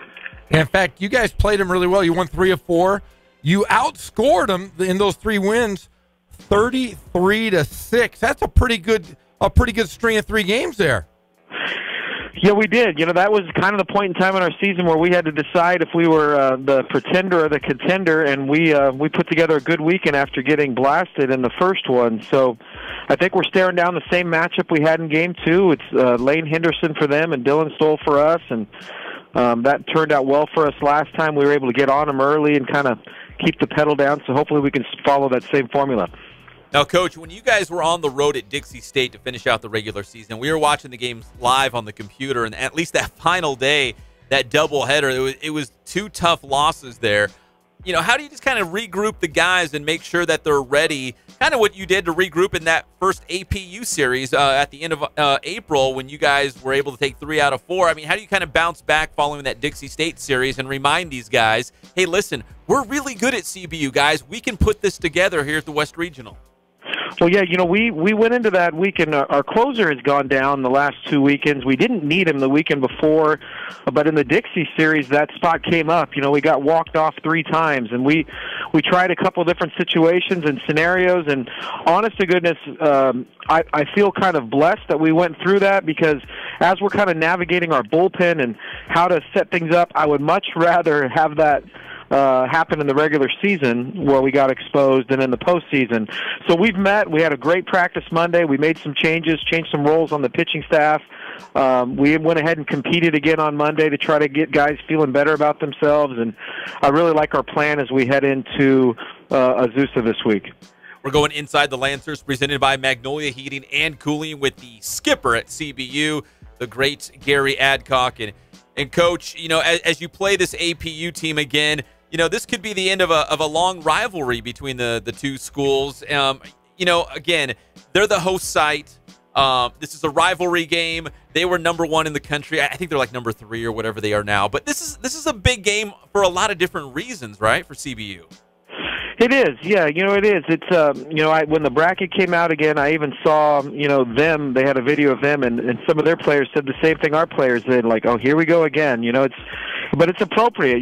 They whether it's in the GSAC days of NEI or D2, we've both been battling for recruits and players, and their coaching staff knows ours, and it's going to be a great matchup. Now, we're trying to, limit that. That's just one game. Whether we win or we lose, we can't win the tournament on that one game. So there's plenty of great opponents in there, from Monterey Bay to UC San Diego to Chico, and obviously Point Loma. So it is the first one, but we've got our eyes on all the other 4 as well. Hey, Coach, we also have a friend of yours, an old friend of yours, here in our studio with us. I mean, this guy's really old. He says he had an office next to yours. Mystery guest. Would you like to say hello to Coach Adcock? Coach Adcock, Tim Cook. How are you doing, my man? Oh, man, it's another guy that shares the wonderful haircut that Jeff and I have. I want to know who the best bald guy on the air is right now. Is it me, you, or Jeff? Oh, man, yeah, that's another shiny head dome right there. Oh, that's good. Is he knows some baseball. Make sure he doesn't just talk West Coast Finals or something. He's got an eye on some baseball stuff, too. Hey, but I listen, I was telling these guys how much respect I have for you and how long we worked together next to you. I want to just ask you, I know we talked a little bit about you being able to go out to Kansas City and seeing your pitcher, pitch the game in the major leagues. Yeah, Trevor Oaks, man, that was fantastic. How was that for you, Coach? Oh, man, it was exciting. I felt I might have been the embarrassing fan. I was hanging over the side, taking pictures when he was warming up. After the game, I wanted him to wave at me, so I went into fan mode, maybe even to the annoying point. But the best part of the whole trip I really enjoyed was the night before. We just walked around downtown Kansas City, sat at a coffee shop, and we talked. So, and on the eve of the best athletic event of his life. So it was some great memories, absolutely, for sure. That's awesome, Coach. That's how I would have gone. I'd go into fan mode, so don't be embarrassed. Yeah. Hey, I did everything but buy the hat or the T-shirt. I didn't do that, so I didn't go over the top. That's awesome. Well, Coach, have they put out the days and the schedules, the time now for the West Regional? Do you know exactly when you guys will play? Yeah, we're tipping off the wonderful 11 a.m. slot on Thursday. So hopefully we win that. If we win that, we're Friday at 7. So we'll try to do our part for the Inland Empire fans and win the 11-1 when everybody's working, and maybe you can get out there at 7 o'clock on Friday night. It should be a really exciting tournament. Well, Coach, you guys had you had a great year. There was a streak, though, when you guys lost your first game at Biola, and then you won the next 14 of your 15 games. Is baseball one of those sports where, you can be playing great at the right time and just go on a roll and really kind of do damage in this tournament? Do you feel that you have the team that can go deep into this tournament this year? I did. This last weekend, really was the only outlier we've had in the last month or so where we haven't, played well. And like I said before, I attribute that as a blessing, actually, where we can kind of reline up our bullpen. But I feel like we can go toe-to-toe with anybody in the country. I felt that from the beginning. And as the saying goes, what hasn't destroyed us has made us stronger. And we've had to deal with a lot of things, including we had an injury at practice on Monday. So we're dealing with a starter that went out just in practice on Monday. And I told the guys how that's sad but appropriate. It's kind of been the story of our season where as soon as we're down, we kind of get back up and we put ourselves back in position to win ball games. Well, on Thursday, we're all going to have breakfast with CBU baseball, 11 a.m., Lancers and Azusa Pacific University at the West Regional. Coach, thank you so much for always making time for us. We really do appreciate it. We know you're busy, and we're glad we can give you a little break. Well, good. Now, is Cookie full-time, or is he just a guest here? What are we doing? Yeah, he's on payroll now. I paid for this third session. Oh, man, so this segment's sponsored by him, huh? You know us NAI guys got to get some pub every once in a while. You know how that is. That's true. That is true. All right, well, come on by. We'll all go to lunch one time. We'll catch up. It'll be good to see you all. Yeah, I miss you, buddy. All right. Thanks again, guys. See you, Coach. All right. Thank you, Coach. We appreciate it. Bye-bye. All right. That's the great Gary Adcock as we just went inside the Lancers, presented by Magnolia Heating and Cooling here on the Inland Sports Show on Fox Sports IE 1350 AM. When we come back here on the Inland Sports Show, I should mention that we're going to have a CBU men's golf in studio Thursday. Did I say that earlier yesterday? But are they bringing the cheerleaders or not? No cheerleaders. I won't be here. Jeff's out. I won't be here. By the way, I have CBU. Do So you? you guys know. Oh, you go deep. You got deep roots at CBU. And there's some unbelievable people there. That place is dear to my heart. What, 8 years there? 8 years. 8 years you were there? Yes. Yeah, good people there. Yep. And great teams. Unbelievable. We got CBU women's golf at the national championships tomorrow, and CBU men's golf also at the national tournament, but not till next week. So they're going to join us live in studio Thursday, 4 o'clock. I hammered out the details. It's happening. It's really happening. Big time golfers. You know what I'm going to have to say about that? What do you have to say? Lance up! He's the Lancer. Lance up, baby! Listen, I don't even think they have a mediocre program. Every one of them. Everyone wins. It's incredible. And now they're going Division I. We'll see what happens. Yeah, I think they're going to do it. They're going to be just fine. They're going to be super competitive. Yep. When we come back here on the Inland Sports Show, we're going to update Los Dodgers. They're playing right now in Miami, and your Major League Baseball afternoon scores and whatever else Coach Cook wants to talk about. Oh, it's his show. It's been an unbelievable day. He took the whole day off to hang out with us. Afternoon. I did work this morning. This afternoon, I'm off. This is fun. We'll be back. It's the one and only Inland Sports Show, Fox Sports IE, 1350 AM.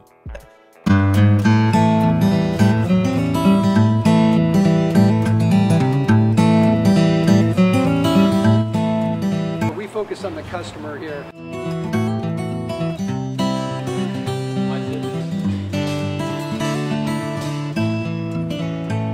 Believe it or not, that is the biggest thing for customers on an oil change. They just want the convenience of coming in, driving in, getting it done, and driving out.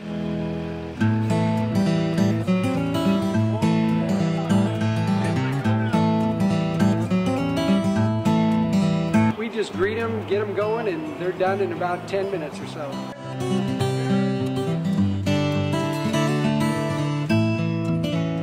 We don't push any sales on them. We do the oil change, and I think that's what sets us apart is our customer service. Vacuumed and cleaned your windshield for you as well. Everything's looking pretty good. You come into us one time, believe me, we'll spoil you and you'll be ready to come back the next time.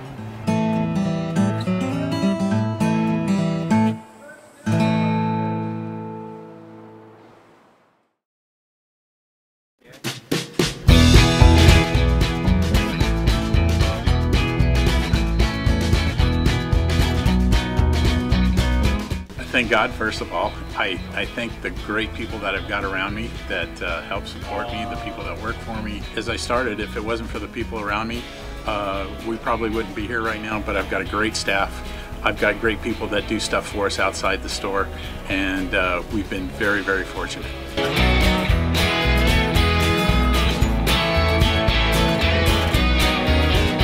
Our service is impeccable, and we just keep trying to get better every year. We can do online stuff for your teams, as well as, like I said, the screen printing, the embroidery. We also have 3 women that do extra sewing for us, like tackle tool on uniforms, or the bling or rhinestones for different shirts for the ladies. That's why we have certain racks just for certain schools, and the fun about that is that it turns into other schools that may come in here that aren't as close, that we can do stuff for them as well. We've had very, very good customers throughout the years, and it's just been a blast.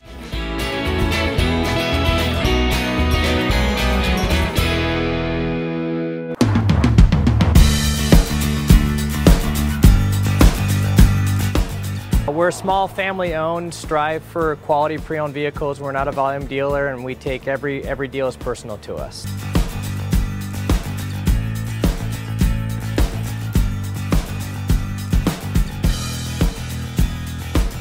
We're a low-stress environment. We're not a pressure sales house. If you want to shop us, you're more than welcome to shop us. We have, like I said, great rates, competitive financing, a lot of one-owner, clean Carfax, clean title vehicles.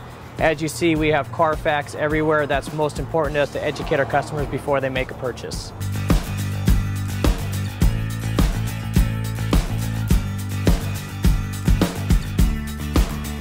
We're right off of Ontario, right off a couple exits off the 15 freeway, off Cahelco, off El Cerrito, and we're right on the main drag going into Dos Logos and the crossings.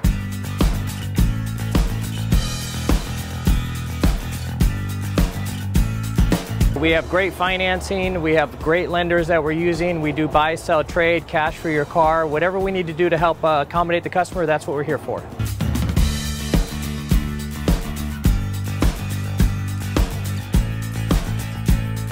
We have a little bit of everything. We start at about $69.95 and go all the way up to $100,000. We have Escalades, we have commuters, we have pickup trucks, we have Jeeps, sport utilities, and if we don't have it, our specialty is finding you exactly what you're looking for.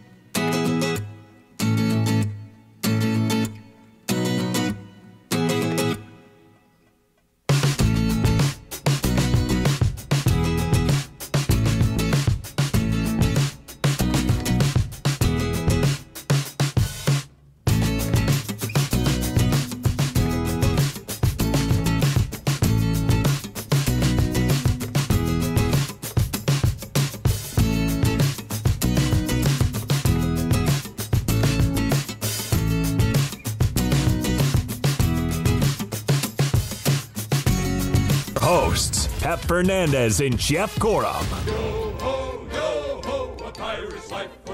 Welcome back to the Inland Sports Show on Fox Sports IE 1350 AM. This segment's brought to you by Ken Sporting Goods. More than 40 years in the Inland Empire, providing you with all of your sporting gear needs and Letterman's jackets. Hey, speaking of this song, you see they besmirched the Pirates of the Caribbean ride at Disneyland.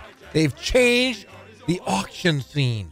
I was there on Friday and it was shut down. Yeah, they shut down because they're changing. You know, the women used to chase the guys around, yes, and then they were auctioning off brides. Well, now they've got rid of that. They got rid of the really pretty girl that was on there. They've changed it up. Now they're going to auction off stolen items that pirates have brought. So they've become a little politically correct at Disney. I'm a little disappointed because that was one of my favorite parts of the entire ride. It was very. It hadn't changed in a long time, had it? Pirates? I mean, they added like the Jack Sparrow, like the modern Pirates movies. But this is the first time that they've changed it based on being politically correct. I liked non-politically correct for that part of the ride. But they are adding Star Wars land. I know Coach Cook over here is a big Star Wars guy. You excited for Solo? Oh, I'm really excited for Solo. By the way, just reverting back, I would ask them they shut it down. Yeah. Oh, come on, man. Yeah, that's the best ride there is. They're changing it up. I don't want them changing it. I like old school stuff. I like old school Star Wars, not this new. I'm lost right now with Star Wars. If they lose me on this next movie, I'm out, Jerry. Solo's their last chance. To salvage the fans. Because right now, this fan right here is a little disappointed, a little sad. I might jump over to the MCU. The Marvel Universe might be my new favorite universe over Star Wars, guys. I know you guys don't like this, so I watched the newest Star Wars, right? And I was so disappointed I had to go home and pop Return of the Jedi. Yeah, to remember what real Star Wars looked like. Yeah. Like I was like, or Empire Strikes Back. Yeah. And my wife's like, what are you doing? I'm like, I can't get that out of my mind. You went home and popped in Return of the Jedi. I went home and punched myself in the face as hard as I could to see if I could forget that travesty. Oh. Jeff and I saw it together, and we walked out, and we're like, that wasn't good, right? And we both hated it. Yeah, it was bad. My goodness. Yeah. Oh, my gosh. I love this guy, too. I can't. I just lost it. Well, I think right now, I'm telling you right now, I've heard stories about Solo. I'm not going to give out the spoilers. You better not, because you know the whole story, don't you? I do, and I'll tell you what, they might have lost me. They might lose me. Oh, my goodness. Yeah, this could be the end. Don't tell. I don't want to know anything. Please, yeah. When's it come out? May 25th? Yeah, I'm going the 24th. So that's, what, like 2 weeks away? That would be next week, Pep. Week and a half? That's next week. Oh, next week. Holy Yes. smokes. So, Yeah. I already got my tickets. I'm a little disappointed right now, but hopefully I don't want to know anymore. Please don't tell me Okay, anymore. I'm going to tell you. If it's not as good as the last one, or it's like No. this, A little disappointed. Yeah. Frustrated. That's all right. No, yeah, for the I still prequels, love I that, like yeah. number 3. Yeah. Yeah. Oh, they bring it back to the old prequels. They bring it back. Just put it that way. They're bringing it back. No mas. They're bringing back old George Lucas's fiasco into the Solo movie. Jar Jar Binks is in the. He is the star. Jar Jar. Take it back. Give me some Chewbacca. Take it all back. Oh, Jar Jar's going to be the star of the Solo movie. Yeah, Jar Jar. We get a Billy D. Williams sighting? No, there's no Billy come D. on. There's no Reggie Theus sighting? Reggie Theus is in the movie. Reggie Theus is in the movie. By the way, Reggie Theus brushed me off this weekend. Oh, wait, we got to mention all that. about? Yes. So you saw Reggie Theus, the former head coach at Northridge, right? Yes, Reggie Theus is on the bench for the Compton Magic, one of their 30 teams. I think it was the black team, and what was it? Hang Time, Mr. Hang Time. Saturday morning he hang left time. me hanging. Yeah. He didn't even know. I played him last year, and I guess if I'm not Dana Altman, that's the way it goes. He's a very big time guy. Look, I mean, he's way better looking than any of us. So just meeting different people, I wouldn't remember. I barely remember you guys. I'm really good looking. I think he had Armani sweats on. No joke. With some Izod shoes. Oh. I'm not kidding you. Oh, Lando. Were you like, what is he doing here? Were you just kind of caught off guard? I was very caught off guard, but then again, I was like, what the heck? So he's trying to stay in it. So I don't know. He loves the coach. Did he have a cape? Oh, No. He did not Billy D. Williams it. No entry. No entry, but and he was he just sitting there kicking it on the bench. So it was funny. But Reggie Theus sighting. Reggie.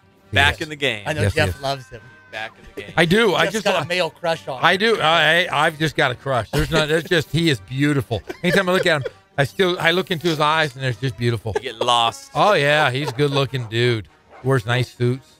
The Dodgers are in Miami right now. They're trailing 2-0. Come on. They've only got 2 hits in the 4th inning. Austin Barnes has one of those hits, the Riverside Poly Bear. But yeah, they're already down 2-0 right now. What is going on? Where's that panic button? Did we put that in yet? I have.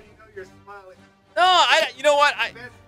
I can't stand the Lakers, but I got nothing against the Dodgers. Hey, no ill will. Gonzalez with the Mets, really good. Adrian Gonzalez is really good with the Mets. Like, really good. Player. Yeah, he still got it. Hey, Taylor's got a base hit, though. He's 1 for 2. He's got one of their 2 hits. Jeff, big favor. Can you slap the panic button when you get in here for Coach? I'm gonna blow up the entire Dodgers. If I had my choice, I've already said when they lost the first 2 games up in San Francisco to Joe Panic when he hit opening. Remember that the first 2 games? 1-0. Yeah, and Joe Panic had home runs to the Giants in both those games. Yeah. I hit the panic button then when Joe Panic hit the home runs. I don't blame you. I was in deep depression after those 2 games. I was like, oh boy, because I already told you guys that off the air that I said to my wife, I was like, this might be a long before it even started. You know, last year they started out slow. Like the first 40 games of the year, they kind of, they were like a 500 team, and they caught fire, and they were awesome. This year just feels different. Like they're not going to do that again. It just feels different. They can't catch lightning in a bottle twice. I agree with you. I don't know. There's something, like I said, they don't have an it factor. They have no it factor. These other teams, you look at the Dodgers. Can you really say you can name like 12 teams that are better than them right now? Yeah, at least, right? Yeah, at least. So they're trouble. But on paper, here's the thing with the Dodgers. I always feel like they have too many players. I'm like, there's too many outfielders. There's not enough room for all those outfielders. They got too many starting pitchers. Like, why did they have all those guys? Someone's going to get hurt. Someone's going to stink it up. Like, it never fails. And it's like, they still don't have enough. They stockpile all these guys. They got, like, Andrew Tolles hanging out in AAA. He's a big league outfielder. Really good, too. He How is. about their pitching? Every year they have, like, 9 guys on the shelf. Yeah, exactly. It's just like, it's unbelievable. I'm like, they got like 8 starting pitchers. There's not room for everybody, but it never fails. This guy gets hurt. This guy's stinking it up. This guy's going down to the minors. Well, there's just no power. There's no power in that offense. Matt Kemp is your best player, and he's 115 years old. And I like him, granted, but he's at the tail end of his career. Package him, send him back. I know they brought him already here this second time around. Maybe send him out again. Well, because they really didn't think he was going to make the team out of spring training. There was talk about him. Yeah, they were going to waive him. Yeah. Buy him out. They're like, no, wait, hold on. He's actually one of our best guys. It's unbelievable. I look at Matt Kemp. I'm like, this guy should be doing beer commercials. I'm talking about after baseball career beer commercials. He's still good. He's still legit. Apparently, at least for the Dodgers. We are talking, they're only down 7.5 games out of first place, which not insurmountable. No. Because Arizona, they lost 4 in a row as well. I mean, they're kind of all together. Colorado hasn't done much. San Francisco hasn't done much. It's everybody outside of their division that is beating the National League West. These teams aren't doing great. They're, Arizona start off great. They're 24-17. Atlanta's the best team in the National League right now. That's ridiculous. They're 25-15 overall. Right now, outside of New York and Boston, best record in baseball. Crazy. Coach, can you stay one more segment? Absolutely. All right, let's take another break. We'll talk more Dodgers, more Major League Baseball, also Cavaliers and Celtics, and the NBA lottery coming up tonight. So we'll talk about all that stuff with Coach Cook from Life Pacific when we come back. It's the Inland Sports Show on Fox Sports IE, 1350 AM.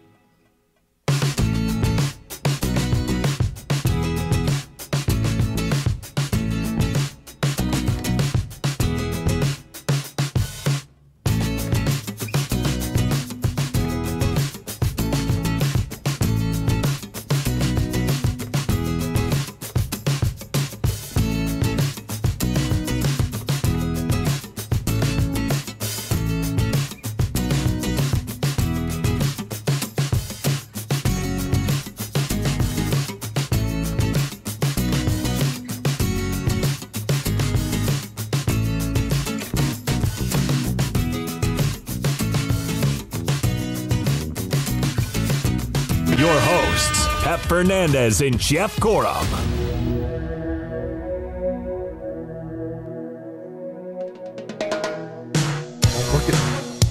Oh, I already did. I was going to bet you $1,000. You were? Yeah, I was going to bet you $1,000 if you knew the song, but not now. Is it? Got the look. Good thing I didn't do it. $1,000 every day. Now I'm going to bet him $1,000. See, Jeff's a music guy, Coach Cook. I'm not. Oh, okay. So he likes to mess with me. That's why I like Jeff, because I grew up with him. Are you? All 80s music, too. Greg plays the best 80s tunes of all time, and I get pep every single day. Yeah, you were going to ask me this. I would have won $1,000. I would have said Lil Weezy. No. I don't know. Lil Drizzy. This is Lil Yachty. I don't know. Someone little. Hey, this is little guys. There's a little Sheila E. in this song, too. Oh. There is. There's a little Sheila E. Doing the drums in the background? Yeah. This is a great album right here. Jeff, or Greg always dives deep into the music collection. I love it. Brings out the good stuff. I mean, who brings out Paul Bunyan? Only Greg Holla. Greg I mean, that's Holla. how deep his music collection is. Paul Bunyan. When we go to Austin Cook, that's the theme music. Is we go to Paul Bunyan, straight to Paul Bunyan. We go short shorts, and Paul Bunyan. Oh my goodness. He set a legacy in the sports, and he hasn't even been. No, he has. When's he coming in? Why didn't you bring him? Yeah, I got to bring him in. Yeah. Bring in that Wookiee. I know. That's what he looks like.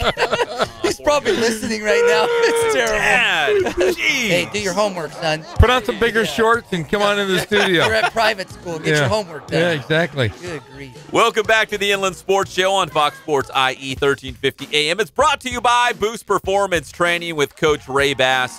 Follow them on Instagram and Twitter. See all the cool training regiments that they have going on, including a strength and speed class. And it's always, the first one's always absolutely free. So go check that out. Follow them on social media. That's Boost Performance Training with Coach Ray Bass. So the Cavaliers and the Celtics, what time do they tip off? Have they already started? 5:30, and let's see if they've tipped off. Hold on.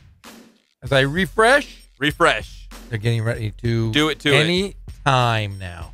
It's 5:30, but they're late. Yeah, does anyone get confused on that? You turn on, it's 5:30, and it's really 6:10. Yeah. And you're getting all excited It's like yesterday. 5:30. Is that not including the national anthem and the intros? You know what I mean? And they, Charles still talking. Charles is talking. Well, what's the bad part is that Charles and the guys aren't doing the Eastern Conference. They're doing the Western Conference. So you got ESPN guys doing the games. The best conference. Yeah, best is the West. Best, man, is the West. It is right now. I know it's like a pendulum, and it's going to swing back at some point. We saw, Michael, the Bad Boys, the Pistons. I mean, I'm kind of going to my wheelhouse. The Pistons and Michael Jordan and the Bulls, and it kind of swung back the other way. And it's been in the West for a long time right now. The Pistons had a good little run in the early 2000s with Rip Hamilton and Chauncey Billups and them, but it's about the West. Yeah, that's how the West was won. Yeah, a couple winners here. You had Miami, of course, 1-1. But the Cavaliers and Celtics, that is a good series. I am kind of looking forward to seeing this game because the Celtics, whom I hate because I am a huge Laker fanatic, it is still good to see great basketball being played without the big superstars. Hey, Coach Cook, you know what Jeff said yesterday? What did Jeff Well, he said say a lot of stuff. He said a lot of stuff yesterday. Going to Rich Jeff yesterday. But he said, I think he said the Lakers against the Celtics would be the finals next year. Is that what you said, Jeff? I mentioned something about that, yeah. Yeah, I know he's a Laker fan. That's being really, really optimistic. I mean, really glass half full, like it's spilling over. Well, I think that the Lakers, and I think that LeBron James, if he's going to go anywhere, and I am firmly believing this, he has a home here. He's got a production company out here. His sons are going to go to school out here. He's got a home. Think about this. If you're in the East Coast, if he goes to Philadelphia, he goes to Boston, which I don't see happening, he's going to be in cold weather. Can you imagine think about this. He could live in L.A., he could drive to his games, he could drive to practice probably within 30 minutes or so, and he's going to play in Los Angeles. What NBA free agent would not want to land in Los Angeles if LeBron James is playing here? Yeah, I mean, it's a great spot. And I'll tell you what, if you sign LeBron James, guys will want to come play because it's nothing. And I hate to say, I know you're not a Laker fan. I don't know if you are a Laker fan or not, Coach, but winning a championship in Los Angeles, you are treated like a god forever. You're going to talk about this. You talk about Dennis Rodman. Dennis Rodman won championships with Detroit and the Lakers. And the Bulls. But you always... Wait, and the Lakers? Yes, he was part of that Laker team that won with Shaq's 2 championships. He was part of that team. Was he really? Yeah, people forget about that. Forget about that, yeah. I mean, think about And Meta World Peace. Meta World Peace. There's, I mean, you always remember. I You know. always remember the guys that won championships. And when you're in Los Angeles, you're the top of the food chain as far as sponsorships. LeBron James would be perfect here, and guys will come play. You sign Paul George, you bring in LeBron James, you're going to get those mid-level exceptions. The guys that are they're at the end of their careers that are great players. They're going to come play in Los Angeles. They're going to want to win a championship here. Kawhi Leonard's going to be another big name out there. He still has a year left on his contract, but a team could make a trade. Tell Coach Cook your theory of where he's going to end up. Well, I honestly believe that, like we said, Danny Ainge is sitting there with all the cards. Danny Ainge, we know that Coach Popovich, granted, if he's coaching there, whether their ownership is still in place with their divorce, you don't know, but I will say this. Popovich is not going to send Kawhi Leonard out west. He's going to send him to an Eastern Conference team. The Celtics have everything. They have a whole 52-card deck, and they've got all the aces. They've got every single face card in that deck. They've got 2 draft picks are going to be in the lottery. Yep. 2. They have 2 guys that aren't even playing, and they're playing for the Eastern Conference Championship. You have Gordon Hayward, Kyrie Irving sitting on the bench. You could trade both of those guys, and we've talked about it. I would trade both of those guys for Kawhi Leonard with the team they have now and the 2 guys that they're going to draft. That's a young team all around. You have Kawhi Leonard. You wouldn't even need Gordon Hayward or Kyrie Irving, and I think that would be the ideal situation for him to land. I agree, and it's the only place. People talk about Philadelphia. Philadelphia doesn't have a trade. They're not going to trade away Ben Simmons. Or Embiid, right? Embiid. Yeah. And so they've got $35 million in cap space, so they can sign a LeBron or bring him, or Paul George. But I think Paul George is going to end up in L.A. By the way, I don't think Rodman played with Meta World Peace. I think they were separate. Meta World Peace was in the later, Pau Gasol era. Pau Gasol Lakers. Yeah. That was but anyway, I absolutely agree with you, Jeff. I mean, Boston is, Danny Ainge is what a genius. I mean, he definitely looks like one now. Yeah. Oh, I mean, he's setting himself up for. I mean, we're not talking about 5 years. You could see a dynasty for 10 to 12 years because they're so young and they have so many assets. Yes. And so, it's pretty incredible. I don't like the Celtics, never have, but not the Celtics-Lakers rivalry. I love. It was great basketball. Yeah, when you have like the traditional powerhouses, I think the sport is always better, right? When the traditional teams, the Yankees, the Lakers, the Celtics, when they're good, right? When they're competing for championships. The biggest surprise, though, for me is that people aren't talking about this Kawhi Leonard to the Celtics. I don't know why they haven't seen it. It's really, it's out there for the taking. The Celtics could trade away a bunch of guys and picks and still have a ton left in the cupboard and add Kawhi and be like, hey, we're still really good. The Lakers can't do that. No, and we've even talked about this. Most teams can't do that. No. And we talked about this. Pep and I have talked about this several times. If they were to trade within the Western Conference and trade him to L.A. because, he's a local Riverside guy here, be close to home or close to Los Angeles, I would trade the house for him.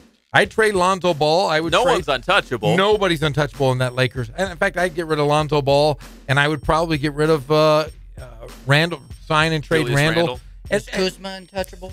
No, they're all. I would trade 2 of those guys for Kawhi Leonard because you bring Kuzma, Ingram, and then you got time to you can get a two max deals with Kawhi Leonard. That's 3 max guys. That would be a perfect landing spot for anybody would want to come play with Kawhi Leonard and 2 max contracts guys being LeBron James, Paul George, any of those combinations. Guys are going to want to show up and play, but I don't see San Antonio trading at all for him to come out west. Yeah, and that is Ingram in there? Everybody's tradable. Everybody's tradable for Kawhi Leonard. In fact, I asked him yesterday, if the whole NBA, any team, if they said, hey, Kawhi Leonard's on the trading block, if you went to any team, who was the only untouchable guy? Who was the first name that you said, Jeff? The unibrow. Oh. He said he's like the one untouchable, nope. I'm not going to do it. Anthony Davis. If I was to start a franchise today, I'd start it with Anthony Davis. Beautiful player. My wife and I went on vacation for a few days right after the season. Always wanted to go to New Orleans. Yeah. Well, we took in the New Orleans game against OKC. Anthony Davis is an absolute freak show. I mean, he can do everything. Handle it, go to the basket, shoot the three, and he's so level, headed. And Yeah. I love him. He is a franchise guy you don't let go. He's one of, a couple times in history, you look at the Milwaukee Bucks gave up Kareem Abdul-Jabbar. Big mistake. Greatest player ever. To me, my greatest of all time. I love it, though. You're like, Michael Jordan was good. Yeah, but he's one of those guys that transcends all players, and you say, hey, you're going to start a franchise. That's the guy you start with because, like I said, he is so talented. He's a 7-foot stretch player. He handles the ball. He's just one of those guys that you can never get rid of. Beautiful player. Hey, we got the NBA lottery, right? Yes. The team with the best chance, I guess the most, ping pong balls, right? Yes. The Phoenix Suns have the best chance, followed by the Grizzlies, Mavericks, Hawks, Magic, Bulls, Kings, and so on. The Suns got to take the point guard. Luka Doncic. I don't want to butcher his name. Is he going to be the number one? Well, I think you got to look at the positions. I mean, and the needs. And you look at the Suns. I mean, if they drafted Bagley or something, they've got to move some guys because they got Bender in that spot. They got Alex that's true. Len. That's true. They've got a really nice. But if you put that Luka Doncic at the point guard position, you got Booker at the 2 and Josh Jackson at the 3. Booker's a star. We didn't know it, but he's I would trade. By the way, I love Booker. I think Booker's right behind Klay Thompson two-way. I would trade any two guys in the Lakers for Booker right now. Didn't he drop like 40 or 50 or 60 I am in a game? absolutely with you. My kids at LP think I'm crazy. I love Devin Booker. I would trade any 2 stars to the Lakers for him right now. He's fantastic. Yep. All right, when we come back, we're going to wrap this thing up. We'll get you set for Rancho Cucamonga Quakes baseball, and we're going to finish up here with the great Tim Cook. Cookie. 3 hours of Cook. Oh, my gosh. We'll be back. Paid a lot of money for this. It's the Inland Sports Show. Do you take direct deposit? I'll give you my bank account information. I have my debit card from Wells Fargo. We'll be back. Fox Sports IE 1350 AM.